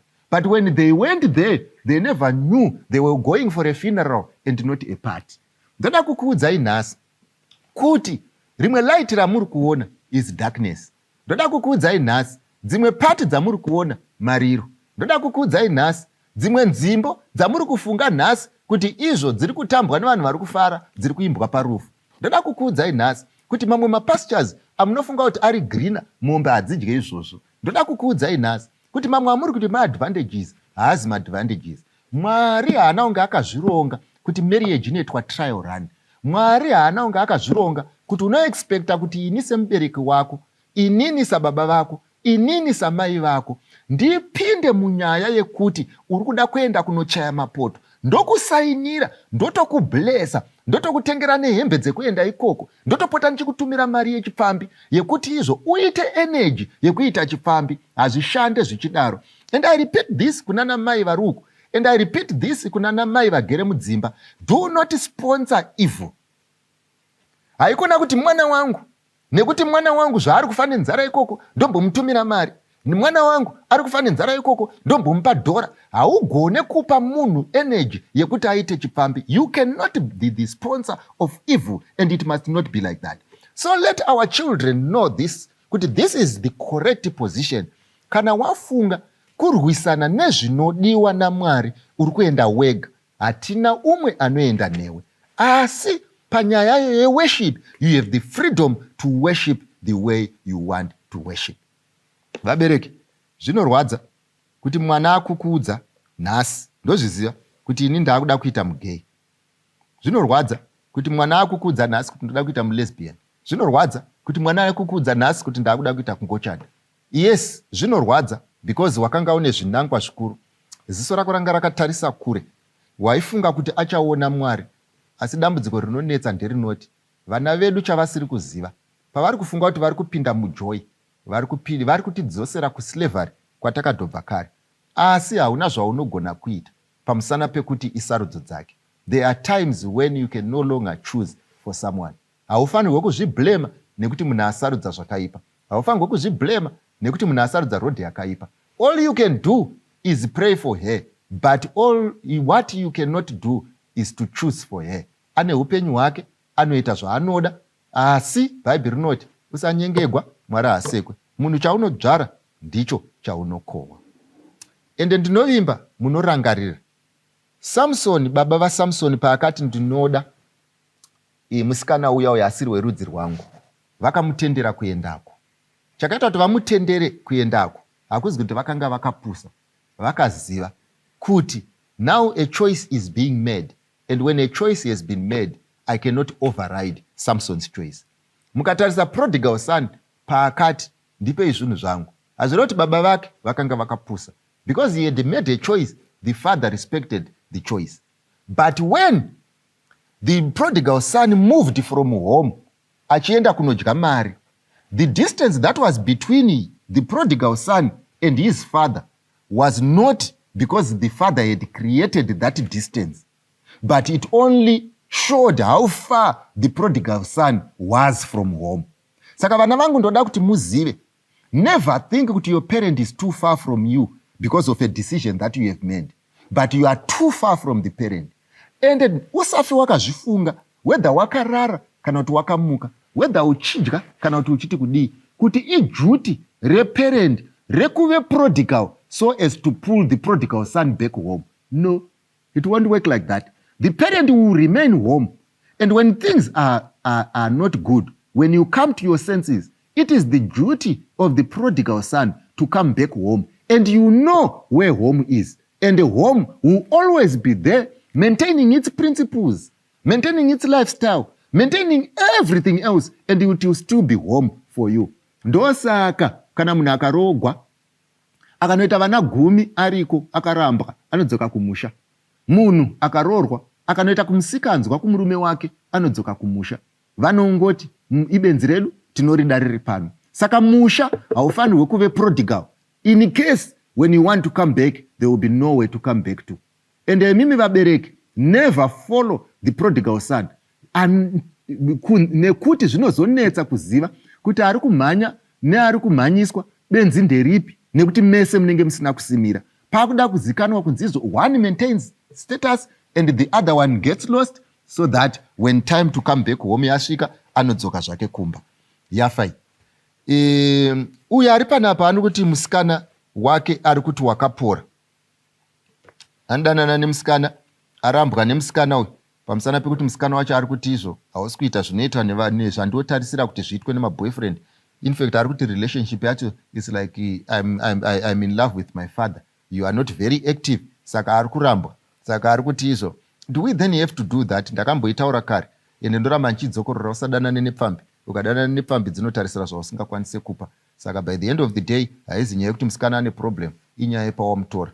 Vona vanhu vakamira murodhi vaya vari kutsvaga mari, havasi kutsvaga rudo. Ukada kuvapa rudo, ivo vachida mari, vanogona kunetsana newe zvekutobayana nemapanga. Kana zviri zvemari, pananai mari. Kana zviri zverudo, pananai rudo. Saka panapa hapasi perudo, ndepekupanana zvisakasiyana nerudo. So iwewe kana wafunga kuti uruda pfambi, inoita zvechipfambi. Kana usingade pfambi, siyana nepfambi iende, itsvage vanhu vanopa zvinhu zvaanoda. Haizi nyaya yekunzi chinja, inyaya yekungoti izvo, enda unotenga zvaunoda musupermarket. Ndofunga yafai. Uyu akamitiswa uyu, mukomana ari kuramba responsibility. Zvaari kungoreva ndezvekuti izvo akamitiswa, mukomana haasi kuzotenga preparation, mukomana haasi kuda kuzochengeta mwana, mukomana haasi kuda kuroora. Ndichanongoudza mwanasikana wangu ndechekuti wakanonoka kumuka. Wazozviona nhasi kuti is not responsible, wife wangu wakazviona nezuro. Haizvi mhosva yekuti izvo yemukomana kuti idofo, raingowo dofo kubva musi wekutanga. Saka iwe wasiya dofo richitamba newe. ende iwewe ndoumva wakanganwa kuti kana dofo rikarara nemunhu kwaye anoita mimba harisi dofo. Ende iko zvinezvi iwewe wakuda kuti mukomana ave responsible, abvise irresponsible behavior yako yekurara pese pese, abvise irresponsible behavior yako yekubvisa hembe pese pese, abvise irresponsible behavior yako yekutiza kumba uchienda kunosangana nezvizvi. Now you expect him to be responsible when everything else that you were doing was not responsible. So by the end of the day, mwanasikana wangu, ndeyekuti tingade kutsvaga muroyi panapa, tingade kutsvaga munhu asiri right panapa, tingade kutsvaga kuti chii chiri kunetsa panapa, problemu iyi ndeyako. Bhaibheri rinoti usanyengegwa, Mwari haasekwe, munhu zvaakadzvara ndo zvaanokohwa. Iyi ndo mhodzi yako yakadzvara mwana wangu, wakaita musikanzwa nebenzi, benzi riri kuenderera mberi richiita zvariri kuita. Iwewe semunhu kwaye uchaona moto. Unoona moto nei? Nekuti you decided not to be responsible panguva yawaifanirwa kuve responsible. I want to be clear on this thing. Pamusana pekuti ndoziva kuti vakadzi kwese kwavakagara vari kuti izvoudzai vana vedu vanofanirwa kuve responsible, kana vachinge vamitisa vanofanirwa kuve responsible. Ini handitauri ndichidaro. Ndinoti inini munhu ane chikwama chakazara mari anofanirwa kufamba akachengetedza chikwama chake. Kana ukafamba usina kuchengetedza chikwama chako, harizi basa redu rokufamba tichiita nemalaudspeaker tichiti matsotsi dzosai pana mbona chikwama here. Munhu anazvo neanorasikirwa nazvo ngaazvichengete. Munhu anonzi ane umhandara hwake ndiye anofanirwa kuhuchengeta. Hauchengeterwe by default nekuti vakomana vave vanhu kwavo. Unofanirwa kuchengeta zvinhu zvako. Kana uchida mukomana ari straightforward, iwewe unofanirwa kuve straightforward. Ende chinoratidza kuti uri straightforward chii? Ndechekusaona zvakanaka mune zvakaipa, ndechekusabirwa zvinhu zvawakapiwa naMwari ukachengeta. Ende ndoda kukuudzai, ndakambokuudzai, let me be honest, everyone is responsible for that chaakapiwa naMwari kunzi achengete. Ende panapa warasikirwa nezvawakapiwa naMwari kunzi uchengete, because you were too irresponsible. Ende ndokuonai vana vedu, kana makapfeka tumajini twenyu, kana mapedza kugeza, kana mapedza kuita human hair musoro, kana mapedza kupoda, muchinotamba munenge muchiti uhadi. Pamunenge muchienda kumba kwavakomana munenge muchiti uhadi. Paunenge uchiti uri kuchikoro paya uri kumuchengeta, muri kugara mese, unenge uchiti uhadi. Paunenge uchiti ukanzienda kwakati iwe unombotenderera uenda nekuseri, unenge uchiti uhadi. Kana uhadi wacho wazosvika panapa, waakutinyorera tsamba zhinji netsamba refu uchitiudza kuti people must be responsible. You should have been responsible. Be responsible, and this will not happen to you. Hakuna nhumbu inouya by wishful thinking. Hakuna nhumbu inouya by osmosis. Hakuna nhumbu inouya because wakangozvifunga wakarara. Inhumbu yakauya yakasenzerwa newe, wakaisa effort pachinhu ichi, and wapedza kuisa effort, nobody is going to be responsible kuti akubvise muutsvina hwako hwekusave responsible. And ladies out there, I'm talking to you, and I'm talking to you as ladies, not as to boys. Imi vapana, chengetedzai zvinhu zvenyu. And tino expect a certain level of responsibility from you. Tino expect a certain level yekumanage zvamunazvo. And tino expect kuti imimi muzvirespect. Musade kurespectwa nevarume, musati matanga kuzvirespect, vanasikana vangu. Zvirespecteiwo. Put yourself out of reach. Put a price tag on yourself. Rambawo kazvimwe zvinhu. Unotarisa kuti kunai vanhu vaMwari. Decide musika paunotengeswa. Haungatengeswe musika wese wese kuti mumbare urimo, pamupedza nhamo uripo, vanotengesa mustreet uripo. Rambawo musika kuti tirive matopics, kana kuti tirive maokay, kana kuti tirive mababhas. Munhu mwese zviite tag zvozozikanwa kunzi zvakamira sei. Ingakuriko wani nyango panotengeswa chikafu, chepanze wese wese anongosvika. Pozoitawo tumwe tumarestaurant wese wese anosvika. Asi pane mamwe marestaurant akatonyorwa kunzi gentlemen only. Unotodiwa nejaketi netai. Vane level yavo yeclientele yaunoseva. Ende imimi dambudziko ranetsa patumaindustry twenyu twamunatwo. Pamusana pekuti izvo vazhinji venyu have failed to be effective in any way else except to supply the goods of nature. Naka pama goods of nature dzenyu dzamunadzo ndedzekuti izvo you are not even selective. Vamastreet kids anomwa pauri, vembanje vanomwa pauri, zvidhakwa zvese zvinomwa pauri, vekuchechi vanomwa pauri, munhu wese angoti ndoda anomwa kwauri. Ende kana uchinge wadzoka panapo uzoti vakomana havasi responsible, they cannot be responsible on your behalf. Go and put your house in order. Endai munorongeka, endai munoita zvinhu zvakanaka, endai munoita zvinhu zvinokomborereka, ende Mwari achakukomborerai. Ndakakuudzai kare, if you imimi mukaita shut down, ndadzokorora, imimi mukavhara these channels of supply of these goods, hakuna munhu unokumanikidzirai kudzitora. And unfortunately, it's free for all. And you think that is life. and you think that is enjoying life. Vanangu, we need to be responsible. We only have but one life. Let us go through that life responsibly. Ngatinamati. Baba wangu namponesi msigo denga nepasi. Rumbidzwa nekusingaperi nekuti muri Mwari. Vana vedu, vabereki vedu, hama dzedu, shamwari dzedu, tokumbira kuti dei dzingakomborwe nemi. Muzita raJesu tinonamata. Amen. Vese vanonzwa uranyi, soko rakanaka murese pasi, kuti vanhu vese ngarinzweni, uyo unoda,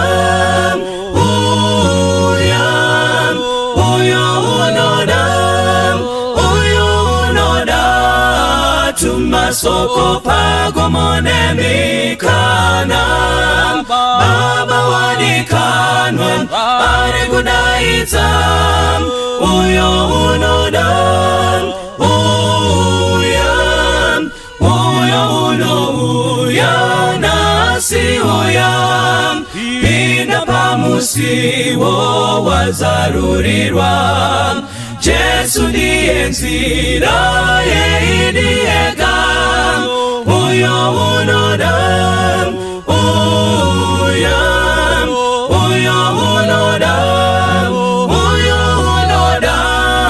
tumasoko pagomone mikana, baba wadikanwa ari kudaidza, uyo unoda, uyo unoda dawiraini, uyo unoda ziwirange izwi, uyo unoda upenyu darini, uyo unoda,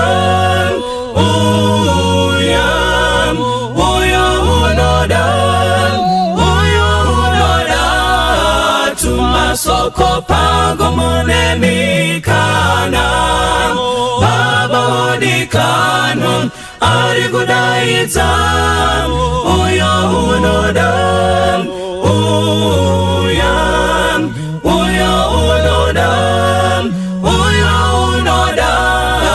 tumasoko pagomone mikana, baba wadikanwa ari kudaidza, uyo unoda,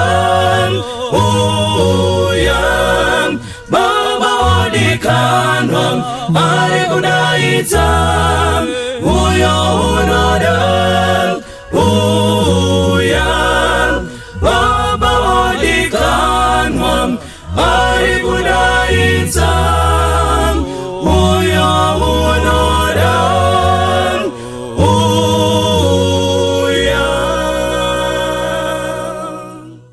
uya mweya wakachena, mundikomborerenyi, kuti moyo wangu ucha kukudza nguva dzese, ndidzidzisenyi kukuda, kuziva zvakanaka, zvechikariro chembiri chinondipa kufara, ndauya kune mwitenzi munozondibatsira, ndinosimbira kunemwi mundisvitse kumusha, Jesu wakanditsvakisa, ndanga ndiri mufambi, mudambudzo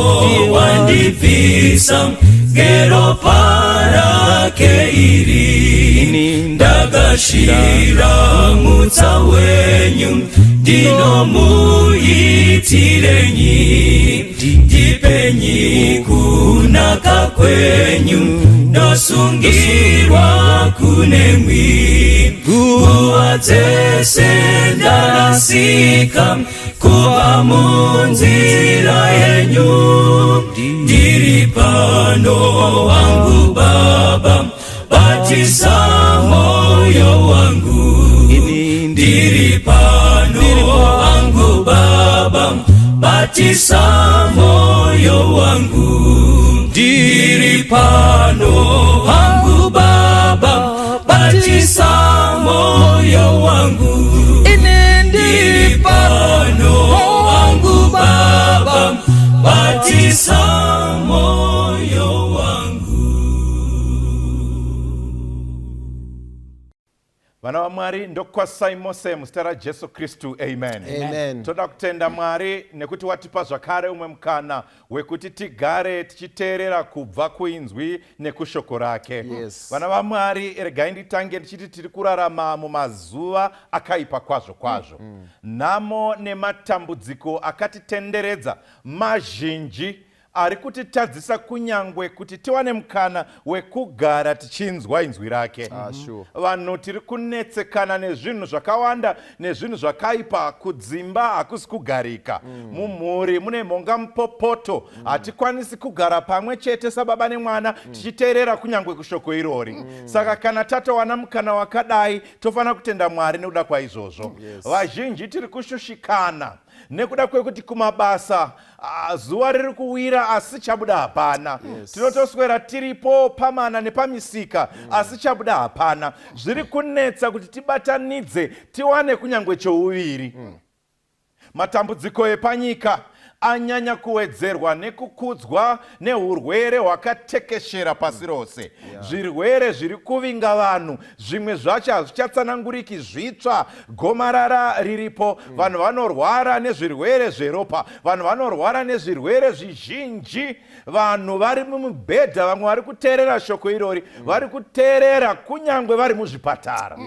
Ingari yekuti nhamo nematambudziko ari panyika awanda akura zvikuru. Mumazuva ano tiri pakutambudzika kweurwere, takavingwa nedenda redzibwa mupengo.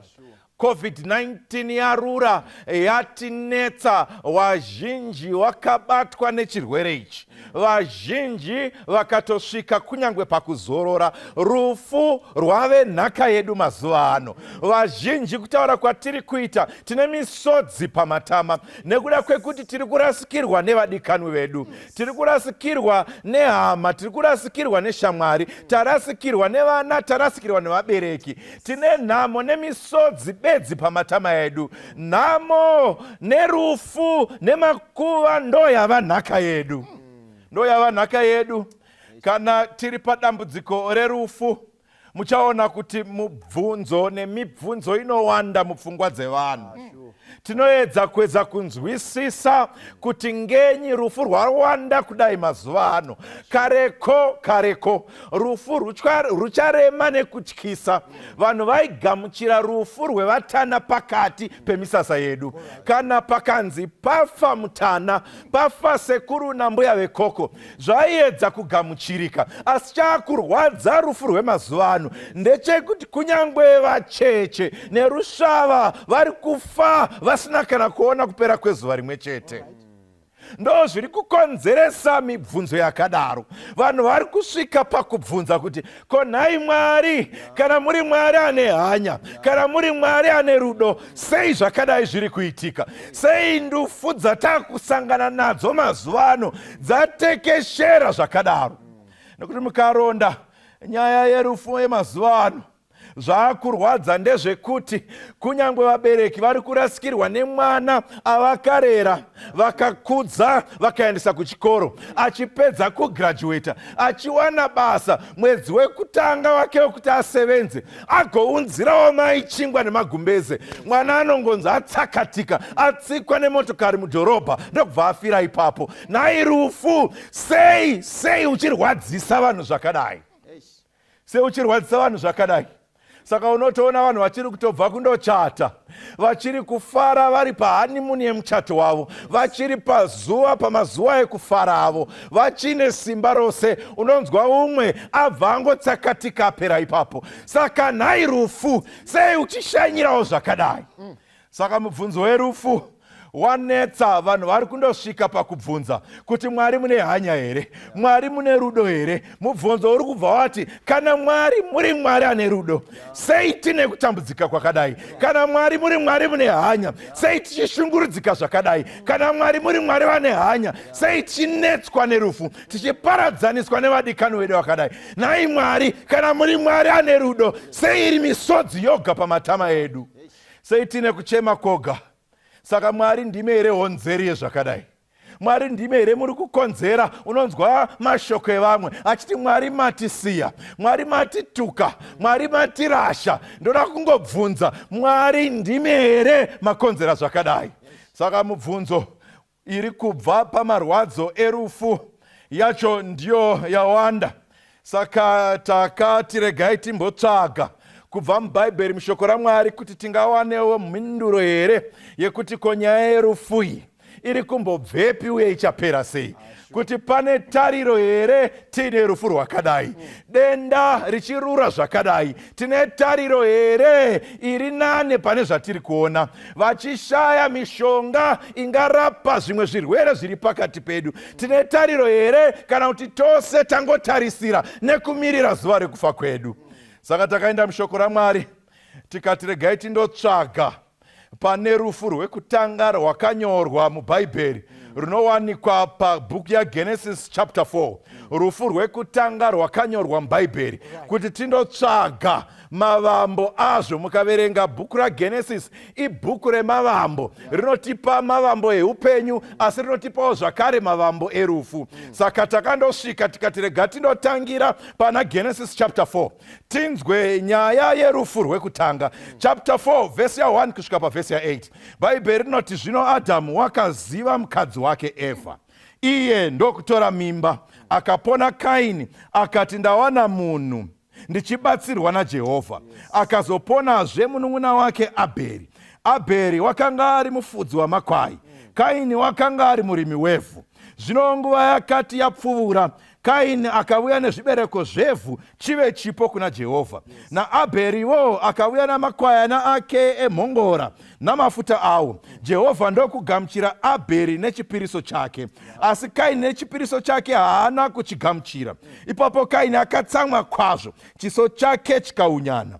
Ipapo Jehovha akati kuna Kaini, watsamwireiko? Chiso chako chakaunyana nei? Kana ukaita zvakanaka haungafari here pachiso chako? Kana usingaiti zvakanaka, zvivi zvinokuvandira pamukova, zvichakutsvaka, asi iwe unofanira kuzvikunda. Zvino Kaini wakataurirana nomunun'una wake Abheri. Vakati vari kusango, Kaini ndokumukira Abheri munun'una wake akamuuraya. Mwari akomborere kuverenga kwenzwi rake. Musoro wenyaya unoti Abhero wafa. Abhero wafa. Ngatinamatei. Baba muri kumusoro kudenga, tauraiwo nesu nechitsauko chiri pamberi pedu. Muzita raJesu Kristu tinonamata. Amen. Abhero afa. Nawo ndinobva ndatanga kuita mubvunzo kuti naiko Abhero afireiko? Naiko Abhero afireiko? Nekuti nyaya inotanga sekutsanangurwa kwaita mushoko raMwari. Kaini naAbhero vanakomana vaAdhamu naEvha vachiuya nezvipiriso zvavo kuna Mwari. Bhaibheri rinotsanangura robva raisa pachena kuti Kaini wakanga ari murimi wevhu. Saka vakauya nezvipiriso zvikanzi Kaini akauya nezvibereko zvevhu kuti chive chipo kuna Jehovha. Kaini ndokutoenda kuivhu kwaairima, ndokundotora zvibereko zvakanga zvakaisvonaka kubva muvhu maaishandira, ndokuuya nazvo kuti ave nechipiriso kuna Mwari. Asi Bhaibheri rotisira pachena kuti Abherewo wakanga ari mufudzi wemakwai, ndokundotora yakakora yacho, ndokuuya nayo sechipiriso. Mwari ndokugamuchira chipiriso chaAbhero, ndokuramba chipiriso chaKaini. Mubvunzo wandinoita, ko nhai Mwari marambire chipiriso chaKaini muchibvuma chaAbhero? Nekuti vese havana kungonotora zvibereko zvakanga zvakaunyana. Hapana kauya nechibereko chakanga chovora. Vese vakatora zvakange zvakanaka zvacho, zvakange zvakakorera zvacho. Uyu zvibereko zvevhu, uyu ndokuuya nechibereko chake chemhongora yemafuta akauya kuzobayira. Saka sei chimwe chagamuchirwa chimwe charamba? Saka zvadaro bhaibheri ratisira pachena tiri kungotsanangura nyaya iri kuitika. Ndokubva Kaini atsamwa kwazvo nezvakaitika. Akatsamwa kutsamwa kwazvo, chiso chake chikaunyana. Kaini akatsamwa nezvakaitika kuti chake chipiriso chorambwa chemunun'una ndochogamuchirwa. Iye ndiye mukoma, chemunun'una ndochogamuchirwa. Saka bhaibheri robva ratisira pachena kuti nekuda kwekutsamwa kwake bhaibheri ndokutitsanangurira kuti nerimwe zuva ndokubva vatorana Kaini ndokutora munin'ina wake, ndokubva afamba naye, ndokubva vabuda kunze kwepamba, ndokubva vaenda kunze. Vari kunze ikoko Kaini ndokubva amukira Abheri. Nai Kaini, watsamwirei zvakadaro zvekumukira munun'una wako? Nai Kaini, watsamwirei zvakadaro zvekutsamwira nokumukira munun'una wako? Akamutsamwira zvekumuuraya. Ndo patinosangana nerufu rwekutanga mushoko raMwari. Nai Kaini, wazviwanei? Mwoyo wakadai wabva kupi? Sei wasvika pakutsamwa, panokusvitsa pakuuraya kunyangwe munun'una wako? Nai Kaini, zvabvepi? Abhero afa. Abhero wafireiko? Ndikatarisa foni yangu, pane imwe WhatsApp yandakaona yakatumirwa pafoni yangu, yakandisekesa zvikuru. Ndaitarisa pa WhatsApp pakanyorwa kunzi newewewo unozonyanya, watenga mota yakanaka, unemba yakanaka, une mudzimai yakanaka, unoda kuti ndizoita sei? Ndinokuroya. Ndakaseka pandakaiverenga, but ndonyaya yatinayo nhasi. Kaini, chii chakupinda kuti utarise munin'ina wako unzwe kuda umuuraya? But ndinofara maisa pachena, bhaibheri ratoisa pachena, chinotanga kuteerera. Nawo mukatarisa vabereki, baba namai vaKaini naAbheri varamba kuteerera, vakadya muchero, vakasona mashizha kuti vavhare kusasimira kwavo. Mwari ndokuuya, ndokuti aiwa hamufuki mashizha, mashizha anosvava akaoma, akaoma haavhari kusasimira kwenyu. Mwari ndokubaya hwai, ndokuvapfekedza matewe. Na upane chirawe chaitaurwa nekudzidziswa naMwari. Hechi chirawe, mabasa ako kana watadza kuteerera haagoni kukuponesa. Chinokuponesa ruponeso runobva kuna Mwari. Iwe chako kuita kuteerera. Saka Kaini anodzokorodza. Kaini mukukura kwake, baba namai vaimudzidzisa kuti kwanga kuine bindu ratakapiwa naMwari. Bindu iri rainzi Eden, ranga rakaisvonaka, asi takatadza kuteerera, tikaburitswa mubindu. Mwari ngaavongwe, akatipa chitsidzo kuti kuchauya mudzikinuri namuponesi. Pawakatozvarwa iwe, ini namai vako takatotarisa nomufaro tichiti ndiwe mudzikinuri. Zvikanzi Mwari akatiudzawo, akati manamatiro kana monamata, hamundinamati musina kudeura ropa, nekuti pasina kudeurwa ropa hapana kanga mwiro yezviwi.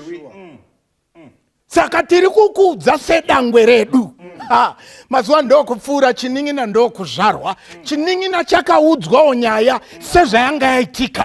Zvikanzi iwe uri munin'ina, mukoma wako takamuudza, takasikwa tiri mubindu, bindu rainzi Eden, tikasaiteerera, tikaburitswa mubindu. Mwari ndokuti kana mondinamata munodeura ropa, nekuti pasina kudeura ropa hapana kanga mwiro yezviwi. Chinin'ina chikati, ndazvinzwa baba, ndazvinzwa mai. Saka zvinoitika vose Kaini naAbheri vaida kuti varegererwe, nekuti vose vatadzi, nekuti bhaibheri rinoti mumbereko yezviwi ndakagamuchirwa. Saka Kaini naAbheri vanodawo kuponeswa, but hechi chikonzero. Kana maakutsvaka kuponeswa, munodzoka pane zvakataurwa naMwari. Kunamata sandi kwenyu ndekwaMwari. But Kaini anozvitarisa, oti munin'ina, system yekupota ndichikoteerera vanhu iyi ndeyekudeura ropa. Inini, I'm so kind to nature. And inini, I'm not a violent man, but Cain kana wada kuna matamari unoita sekutaura kwake kwete kwako. Cain akatarisa mumoyo akati chiningi na Abel kuna matamoyo usandizvinetse nezvakawanda so long wauya nemoyo wakachena mukoma Kaini kuna mata kutedza zvakataurwa neanonamatwa. Saka Abel akati akana takunonamata nekutsvaka ruregerero ndinouya nehwai inodeurwa ropa. Cain ndokutora the best. Mwamunyori wandowerenga anoti he took the best. Kana rariri cabbage he took the biggest, the best risina gwapa. Kana yanga iri rep akatana mashizha acho mahombe asina nata. Kana anga ari macarrots akatsvaga mahombe acho asina kurumwa asina kubenda. And ndoda kuti mutarise nekuti kudzidziswa kunamata wanga wakadzidziswa kuti hatina mati tisina kuvaka aritari. Saka Cain anototsvaga matombo, Abel achitsvagawo matombo. Ndokutanga kuunganidza rimwe pamusoro perimwe, rimwe pamusoro perimwe. Vapedza Cain naAbel vaiziva kuti panotsvagwa huni. Vese ndokuenda kusango, ndokuteza huni. Vese ndokuuya ndokuwaridza huni pamusoro pematombo.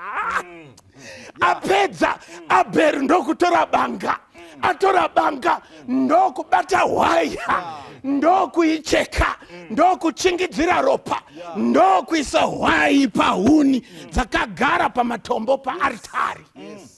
But pane chinhu chamunofanira kuziya, moto uyu waisabatidzwa machisi. Kuradza kuti Mwari magamuchira moto waiburuka kubva kudenga. Because ukazoenda pana Kings madzimambo chapter 18 Elijah akamira nemaprofita abhari machisi haina kukwenywa nemunhu. Saka itsika yaMwari kuti kana akunamatwa tinotedza zvaakataura. Saka Abel apedza, Cain ndokutorawo kabhiji rake ndokuisa, ndokutora makerotsi ake ndokuisa, ndokutora repu rake ndokuisa. Vese vamira. Abel handizive kuti paitetsurwa munamato. Ndofunga Abel akati Mwari ini ndiri mutadzi, ndinouya nekuipa kwangu kwose, asi imi ndimi moto ndokuburuka, ndokunamza chipiriso. But pana Cain sevaprofita vabhari pana madzimambo 18 hapana chakaitika.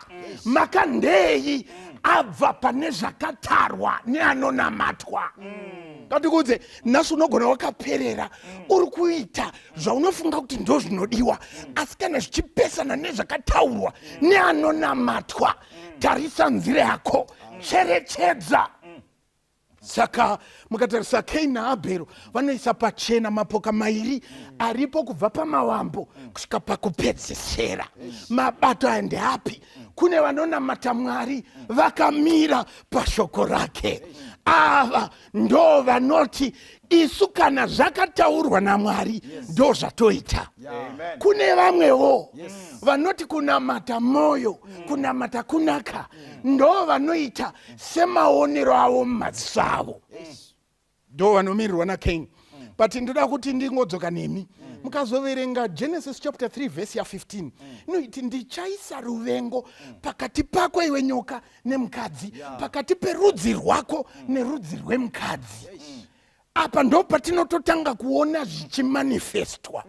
Cain akutotiratidza kuti rudzi rwenyoka, nekuti anoita zvinoda moyo wake, anoita zvinoda pfungwa dzake, anoita semanzwiro, anofilinga. Kune vanhu vanonamata sekufilinga kwavo. But mira ndikuudze, chimboita hako zvemafeelings hauzati wamira pana Mwari. Kana wakuda kunamata Mwari wekudenga, haafilingwe, anonamatwa sekutaura kwaakaita. Saka Abel anotiratidza vanoteerera zvinotaurwa naMwari ndo vanoteerera zvinoitwa nezvakataurwa naMwari, achindiisira pachena kuti ndo vanoteera Mwari. Saka vavira Cain anzwa zvino ndisira pachena wakomana mucharangarira here imi kwazvarwa mukomana muBethlehema ava kumuendesa avamuurayi muguta vanobuda naye kuenda kune rimwe gomo rinonzi Calvary. Zvinondirangaridza ndikaverenga nyaya iyi. Cain Bible raisa pachena akati kuchinun'una ndiperekedzowo kusango kuziva kuti zvandakuda kuita izvi hazviitiki tiri pamba zvikandiperekedze ndokubuda naye akakomana nditenderei kani ndinakirwe. Vasvika musango Cain godo rakagara pahuro zvikanzi iweyo uri munin'i nayo sei chipiriso chako ndangoita zvakataurwa naMwari. Kuna vanhu vanoitira godo vanhu vari kuita zvakataurwa naMwari. Imi munofunga kuti mungava nemakabheji moto ungaburuki here? Hauburuki. Musaite godo sepaWhatsApp kana munhu akomborerwa nemota yake nemba yakanaka nevana vakanaka apa adari kuteerera Mwari. Tarisei upenyu hwenyu, musaite godo. Saka vasvika patirangarirai akusati Cain asati amboona chinonzi umondi, akusati kwambofa munhu. Now ndiri kufunga kuti akauraya sei Abel. How did he kill Abel? Zvondesera pachena nditenderei ndipinde mupfungwa dzangu. Cain kuuraya kwaaiona kaurayirwo kaiitwa makwai. Saka banga naro muhomwe. Saka akatanga kuona hwai muna Abero. Ndoku andizi kana akaita zvekudzipa ndokucheka ndokumura. Zondirangaridza wakomana. Marangariro eBhaibheri richitaura zvikanzi sehwayana akanyarara vachimuendesa pagorogota vakarovera zvipikiri. Haana kutaura, haana kudana ngirosi, akafa sehwaya. Ndorangarira nditenderei ndinakirwe. Ndofunga Abhero haana kutaura akati mukoma kana zviri zvo zvamafunga zadzisai henyu asi ini ndinomira pane zvataurwa naShe. Ndikuudzewo muteereri, nhasi kana wafunga kunamata usateere mwoyo wako, usateere pfungwa yako, nekuti Jeremia anondisura pachena ndianiko anoziva mwoyo wemunhu, nekuti mwoyo wemunhu wakaipa zviro kwazvo wakanyangara. Saka tinomira pashoko raMwari. Kunze kweizvi hakuna ruponeso. Chii chakazoitika? Taverenga Genesis chapter 4 tikaona ruvengo rwamuka pavakomana. Mukomana mukuru ndokubva anouraya mukomana mudiki. Mukaidzidza vamwe vachitsanangura vanoti Cain atsanangurirwa nyaya kuti mwanangu taimbova muEdheni zvakanaka, but nemhaka yekuti hatina kuteerera Mwari takabuda muEdheni. Kunonzi Cain wakaita grudge naMwari. Akati Mwari punishment yamapa vabereki vangu handina kuifarira. But kunonzi semunyaya payakaudzwa Abel wakatenda Mwari. Akati Mwari ndokutendai nenyasha dzenyu nokuti rudo rwenyu ruchiri kuonekwa. But Cain amukira Mwari hazvina kugumira ipapo. Zvakaita kuti avenge nemuning'ina wake aida Mwari. Hazvigoni kuti uvenge Mwari ugorega kuvenga vanoda Mwari. Saka tichitorarama kune vamwe vane grudge naMwari. Vanoti Mwari maivepi mai vangu pavakashaya? Mwari maivepi makaregerei baba vangu vachishaya? Saka vane grudge, vanotori nehondo naMwari. But ngavavongwe vanoita saAbel, vanoti kunyangwe mai vakazorora Mwari tendwai nokuti muri Mwari. Saka hondo yake inosvika pakuurawa kwemuning'ina. Saka mukaverenga Genesis chapter 4 ichena mberi yaverengwa yatotibuditsira Abel wachifa. Ndo rufu rwatiri kutanga kusangana narwo mukati meBhaibheri. Saka tiri kuona mai Cain nababa Cain varasikirwa nemukomana. Mukomana achine upenyu, mukomana nesimba muvhimi, anga achitoriwo nelaini yebhizinesi yaari kuita. Mukomana asati aroora, mukomana afa achine simba rake rose. Mukadzidza nyaya iyi muchanzwisa kuti rufu rwasina kujairika. Ndinoona mupfungwa dzangu achitarisa Adhamu achiona mukomana asisipo. Ndinoona Ivha achitarisa achiona mukomana asisipo. Hapana ari kumunyaradza nhasi, hapana vhangeri raiparidzwa rokunyaradza, hapana makumbo avaikwanisa kuwira vachichemera munhu angavanyaradza. Vanga vari vaviri vakatarisana nesituation yerufu, chinhu chisina kujairika, chinhu chavari kutanga kuexperienza mukati meupenyu hwavo. Vanorwadziwa nemhaka yevachirwadziwa. Abhero afa. Saka rega tidzoke nenyaya tinzwisise kuti kosei Abhero afa.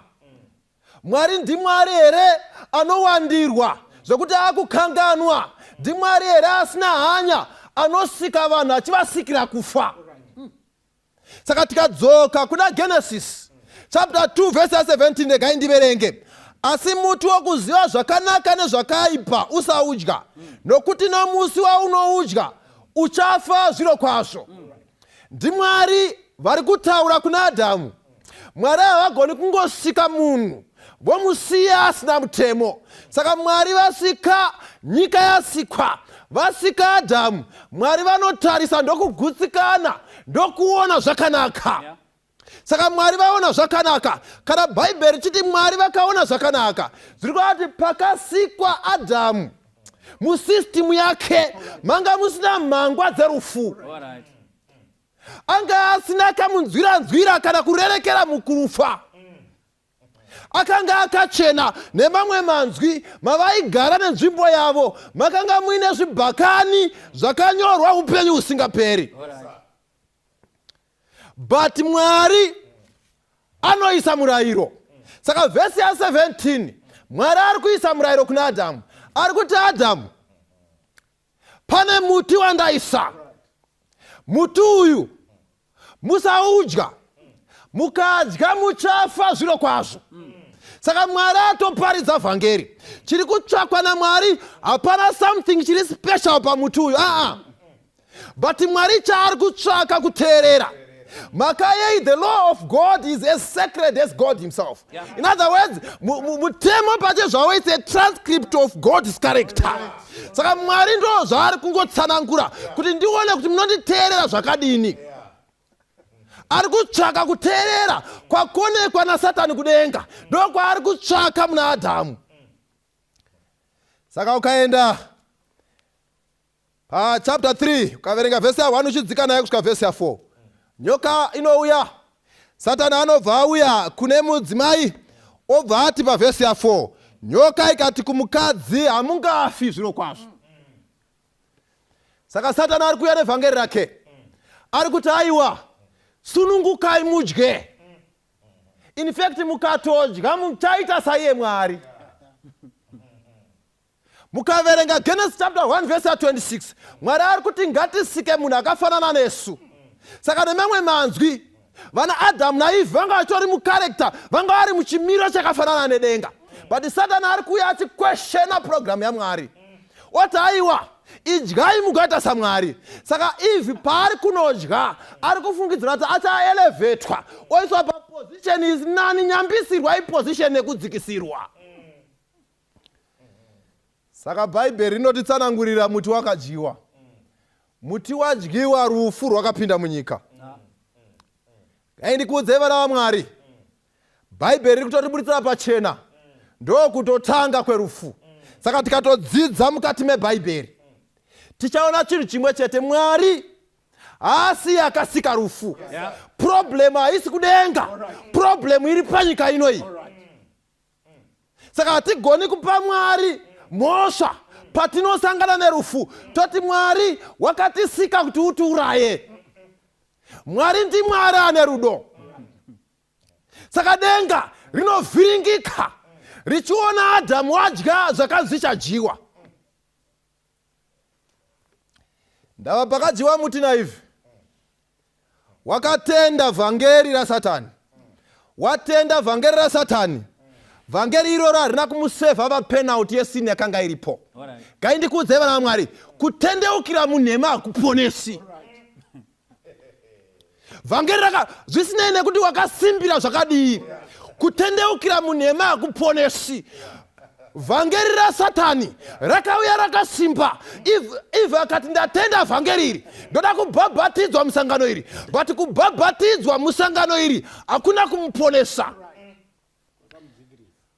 kwakaunza rufu. mukati meupenyu hwemunhu. Saka kunyangwe nanhasi ukasatsvaka zvokwadi yaMwari, ukatendeukira kunhema, zvisinei nekuti wakasimbira zvakadii kunhema, hauponeseki. Saka Adhamu adya, denga rinorwadziwa harigoni kumisa programu nekuti rakaisa murayiro. Mukatyora murayiro, ndo zvamuchasangana nazvo muchafa. Saka murayiro wachorwa, rufu rwakupinda munyika.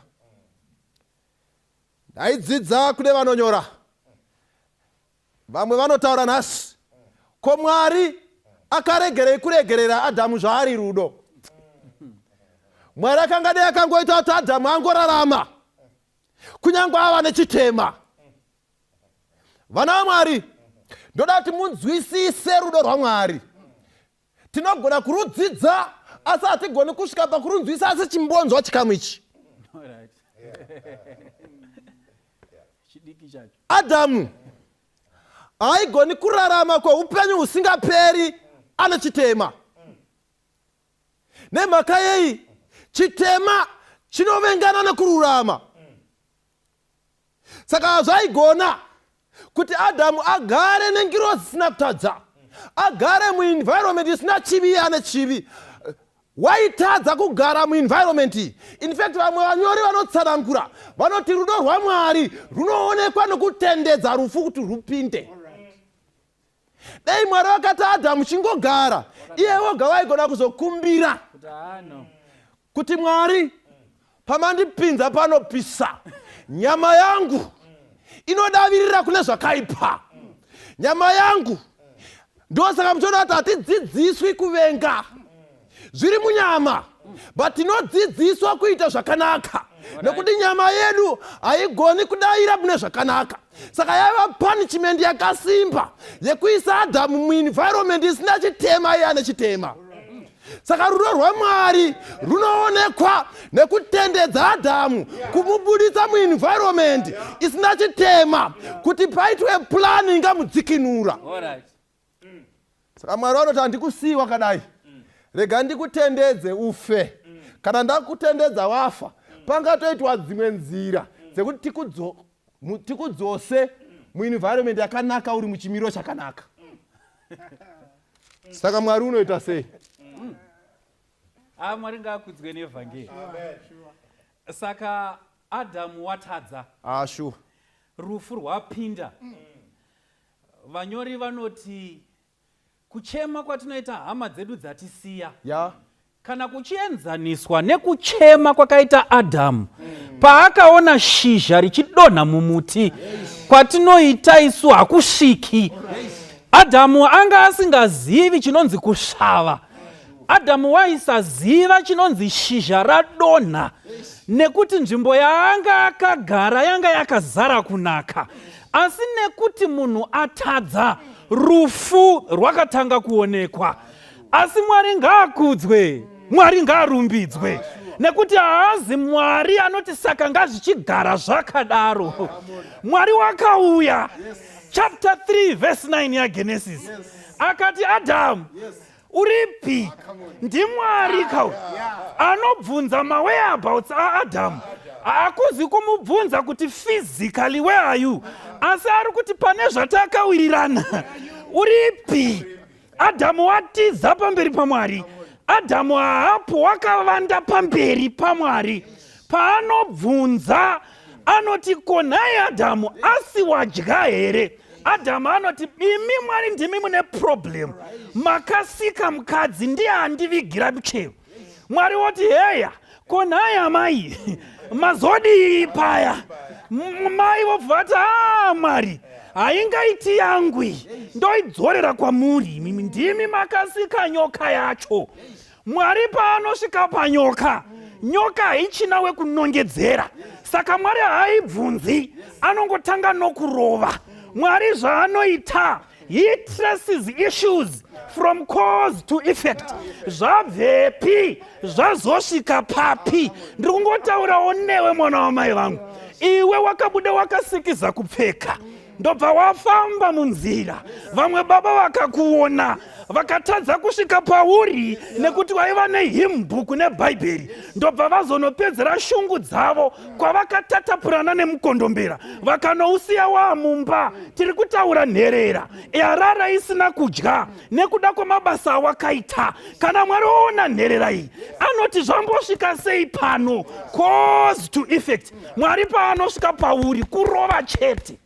Pane mamwe maitiro atinoita anokonzeresa mberi uko, Mwari unodzitsvaga nyaya dzacho. Saka Mwari akatanga kutsvaga, naye Adamu ndiwe here, ko Ivha ndiwe here, ko nyoka ndobva yapuwa mutongo ikanzi iwewe zvawaita izvi watukwa kupfuura mhuka dzose, waakufamba uchidya guruva. Saka zvataakuita hezvi, ndaakuisa ruvengo.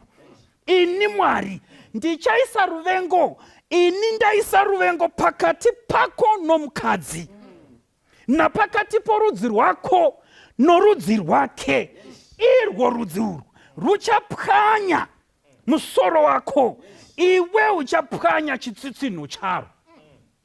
Mwari apedza kutaura nenyoka, ari kuita the first good news in the Bible. Adamu mumusoro make ari kuti hasaka zvafa zvapera meno nekuti mubayiro wezviviri ufu wakomana hapachina, but God comes with hope. Vanoiti the proto evangelion, vhangeri rekutanga rakaparidzirwa munhu anga akanyura muchitema asisina tariro. Mwari anoti aiwa Adamu, there is a way out. There is a way out. Asi tisati tabata tariro, regai titarise ma-consequences ezvivi, ma-consequences echivi chakapinda. Kunonzi iwe mukadzi ndichawanza zvikuru kurwadziwa kwako, iwe murume uchadya zveziya. Izvi zvinhu izvi muchazviita izvi kusvika muchidzokera kuguruva, nokuti ndokwamakatorwa. Saka nhasi tiri kudzokera kuguruva. Nemhaka yeiko tiri kudzokera kuguruva? Matuso echivi chakapinda munyika. Haazi Mwari. Matuso echivi chakapinda munyika. Ende mazuva ano kungoenda paWhatsApp, kungoenda paFacebook, kubata maoko nekubata maoko. Nemhaka yei chivi chakapinda munyika. Chivi chakapinda munyika.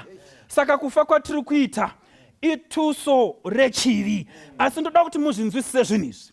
Bhaibheri shoko raMwari pavhesi 19 rinoti uchadya zvokudya zvako neziya rechiso chako kusvikira uchidzokera kuvhu. Pavhesi 15 apiwa tariro. Pavhesi 19 anoudzwa kuti uchafa. Batai nyaya yacho. Saka itariro rudzii. Ini ndichozoudzwa kuti ndiri kufa. Saka zvoreva kuti tariro iyi was more powerful than death. Tariro iyi ine simba kudarika rufu. Ndeipiko tariro iyi? Genesis chapter 3 verse 15 is the prophecy of the coming of Jesus. Kwete nekuti Mwari wazoita zvekuvhunduka kuti hei munhu watadza saka ndodii kuti ndimudzikinure. Zvakazarurwa 13 verse 8 inoti uyu Jesu uyu igwayana rakabayiwa kubva pamavambo. Saka Mwari wakanga ane plani. Eka ndizviise mulanguage yedu ndihwisise kamuenzaniso. Polisi yamunayo muri kuibhadhara kuitira kana mazofa. It's lying in wait kuitira musi wamunofa. The day you die, your policy is activated to take care of your funeral. Ndangoti ndipe kamwe kamuenzaniso kanogona kuti swededza padhuze. Saka Mwari akanga ane zano kare. Jesu akamira pamberi paMwari akati tasika munhu ndinokumbira kuti ndimufire. Zvikanzi toendesa ngirozvo zvikanzi ayewazvo mutemo wavhiringika ndewangu ini Mwari.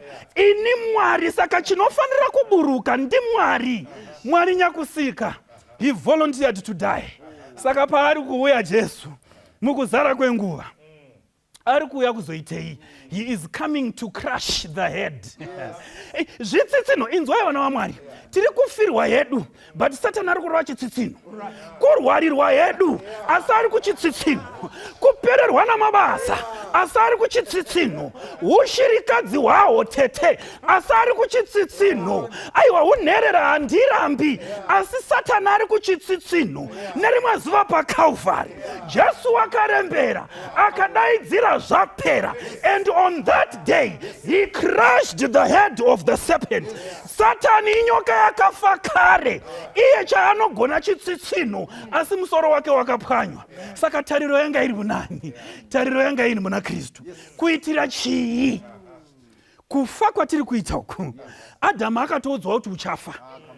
Asi Jesu paari kuuya, ari kuuya kuzomudzikinura, kumutora kubva muruguva, omudzorera muupenyu. Musi unobudiwa muguva, vanhu tichafuka muviri mutsva, tichashandurwa, muuya muenvironment yakanaka, izere utsvene yaaisagona kurarama. Musi waanobuda muguva, achagaramo nekusingaperi. In that holy, righteous environment, Jesu paari kuuya, ari kufa pamuchinjikwa, ari kufa rufu rwechipiri. Urwo ruchaitwa kana isu tikamuramba Kristu, ruchakonzerwa nomoto uchanaya kubva kudenga. Jesu paari kuuya anoti kudii? Mwari wakadanika nokudaro, kuti wakapa mwanakomana wake, kuti ani nani anotenda arege kufa. Kufa kupi? Kwete kufa kwatiri kuita uku, uku kufa kuraraka uku, ihope tichamutswa padziri. Asi Jesu paari kufa pamuchinjikwa, he is redeeming us from the second death. Jesu akafa rufu rwechipiri, runotaurwa pana zvakazarurwa 20 verse 5 na 6, kuti vose vachava parumuko rwokutanga vanzvenga rufu rwechipiri. Saka rufu rwatinofanira kutya vana vaMwari handi rufu urwu ngatifei urwu, tichifa tiri mumaoko aMwari. Izvozvo tiri patariro which is more powerful than the first death. Tariro yekuti Kristu wakakunda rufu, akamira panze peguva akadaidzira akati, ndini kumuka neupenyu, unotenda kwandiri nyangwe akafa uchararamazve. Asi apa panzwisisei vana vaMwari, tariro tinayo pakuti kudii? Jesu wakakunda rufu.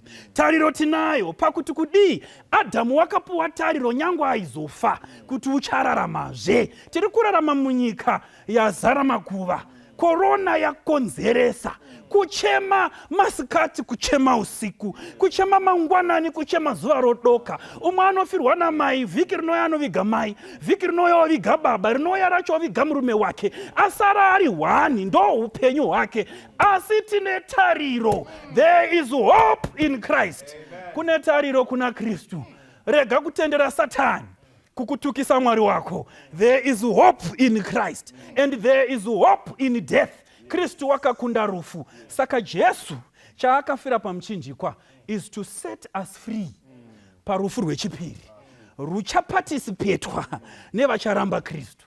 Ndo saka Jesu akauya kuti asatonga nyika, asi kuti nyika iponeswe naye. Toda kunamata newe hama yangu, uri kuchema musodzi pamatama, zvimwe zvakuita kuti utuke Mwari. Aiwa, teerera, dzimwe inyasha dzinoitirwa naMwari. Isu tiri vanhu, Mwari ndiMwari. Isu tinoona panogumira maziso edu, Mwari anoona zviri seri kwemaziso edu, zvimwe zvaanotendera kuti zviitike muupenyu. Paachazotivhurira zano reupenyu hwedu, tichati zviro kwazvo Mwari, imi makaita zvakanaka. Tiri kuchema senyika yose, asi toda kuti tisiyirane tariro iyi. Jesu wakakunda rufu. Jesu wakaberekwa, akarembera pamuchinjikwa kuti akunde rufu. There is hope in Christ. Takapuwa Jesu kuti tive netariro. Toda kunamata panguva dzino idzi nevanoti ndoida tariro iyi, ndoda Jesu uyu kuti ndizonzvenga rufu urwo. Ndinomuda nezvaakandiitira. I love him because of what he did for me. Akarembera pamuchinjikwa, akatitenga neropa. Kana uriwo munamato wako, unotsinzina meso ako patichanamata.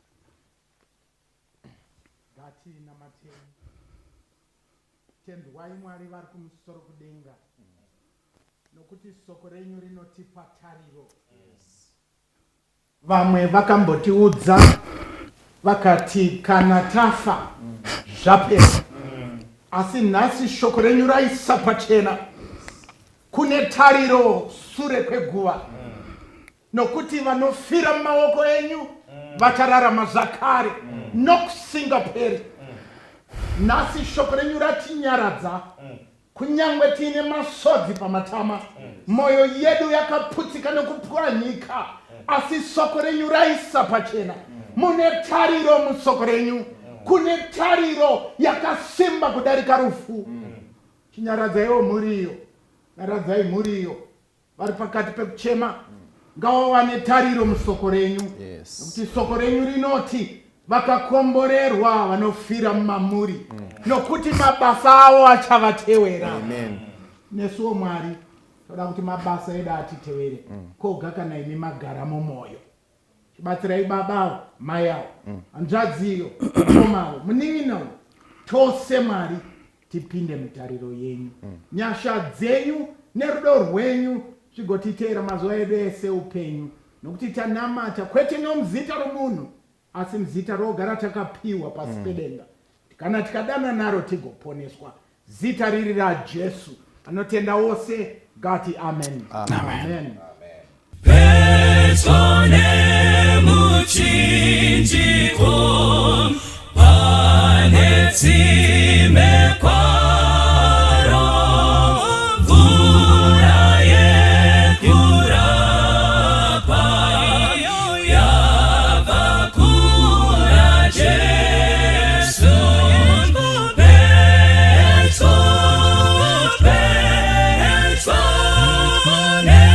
mchinjiko wenyu, ndipo panozorora moyo wangu wese. Petone muchinjiko mutsawandiwana, apo ndajekeserwa kupenya kwa Jesu. Petone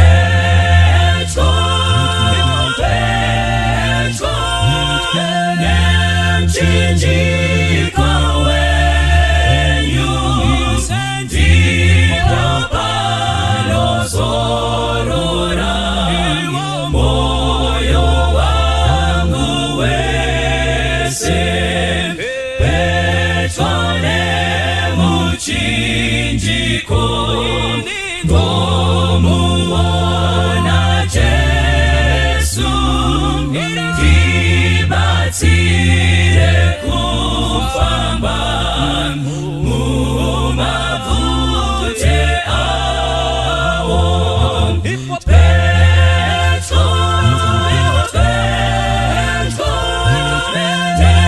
Mchinjiko wenyu, ndipo panozorora moyo wangu wese. Petone muchinjiko ndoina ndoimba, dakara ndizosvika mhiri yokwerwizi. Petone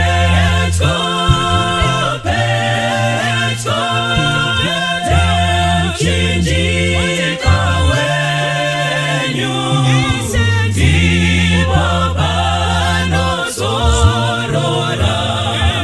moyo wangu wese.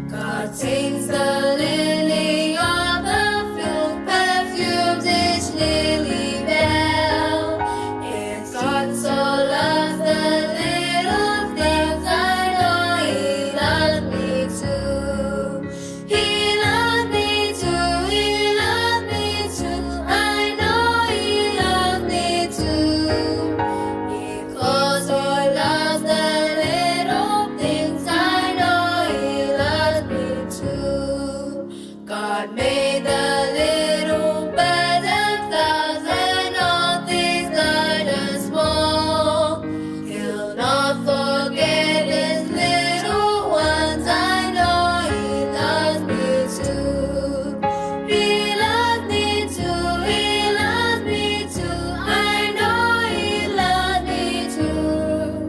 Because he loves the little things. I know he loves me too.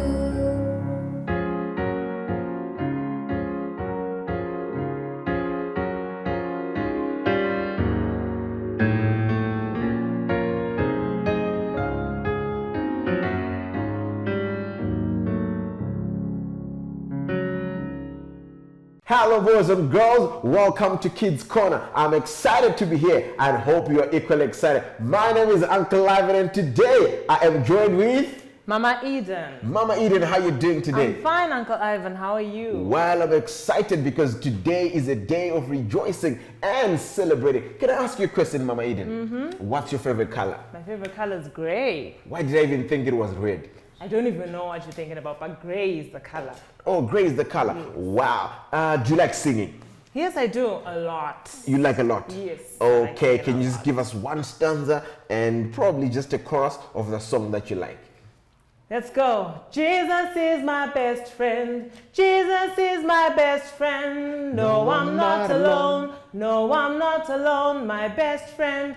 Jesus is my best friend. Jesus is my best friend. No, I'm not alone. No, I'm not alone. My rock. Hey, I like that part where it says Jesus is my rock. Amen. Wow, Mama Eden, today our friends are waiting for an exciting story. What are we going to talk about today? Today we're going to talk about friendship and making friends. Well, are you my friend? Yes, I'm your friend. Well, I'm excited, but we do have a friend who sticks closer than a brother. What's his name? Jesus. Jesus. Yes. Well, boys and girls, let's sit back, relax, and enjoy as Mama Eden takes us on a story that talks about the power of friendship.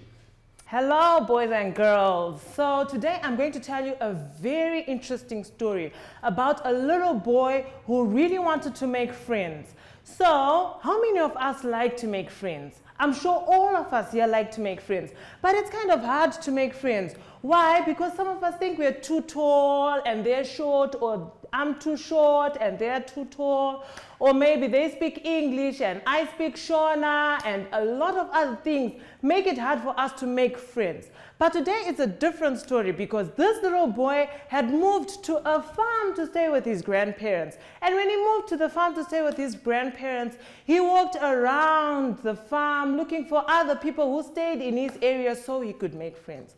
So he met a group of little boys. So when he met a group of little boys, this little boy's name was Miguel. So Miguel went around looking for these little boys, and when he found them, he asked that, "Can I please be your friends?" And they said, "No, we are too old to be your friend. You need to look for friends that are maybe of your age group."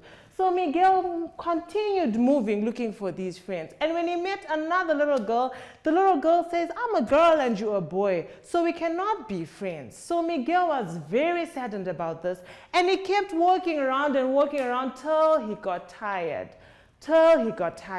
So when he finally got home, he was now sitting under a tree and wondering whether, in the long run, he would make a friend.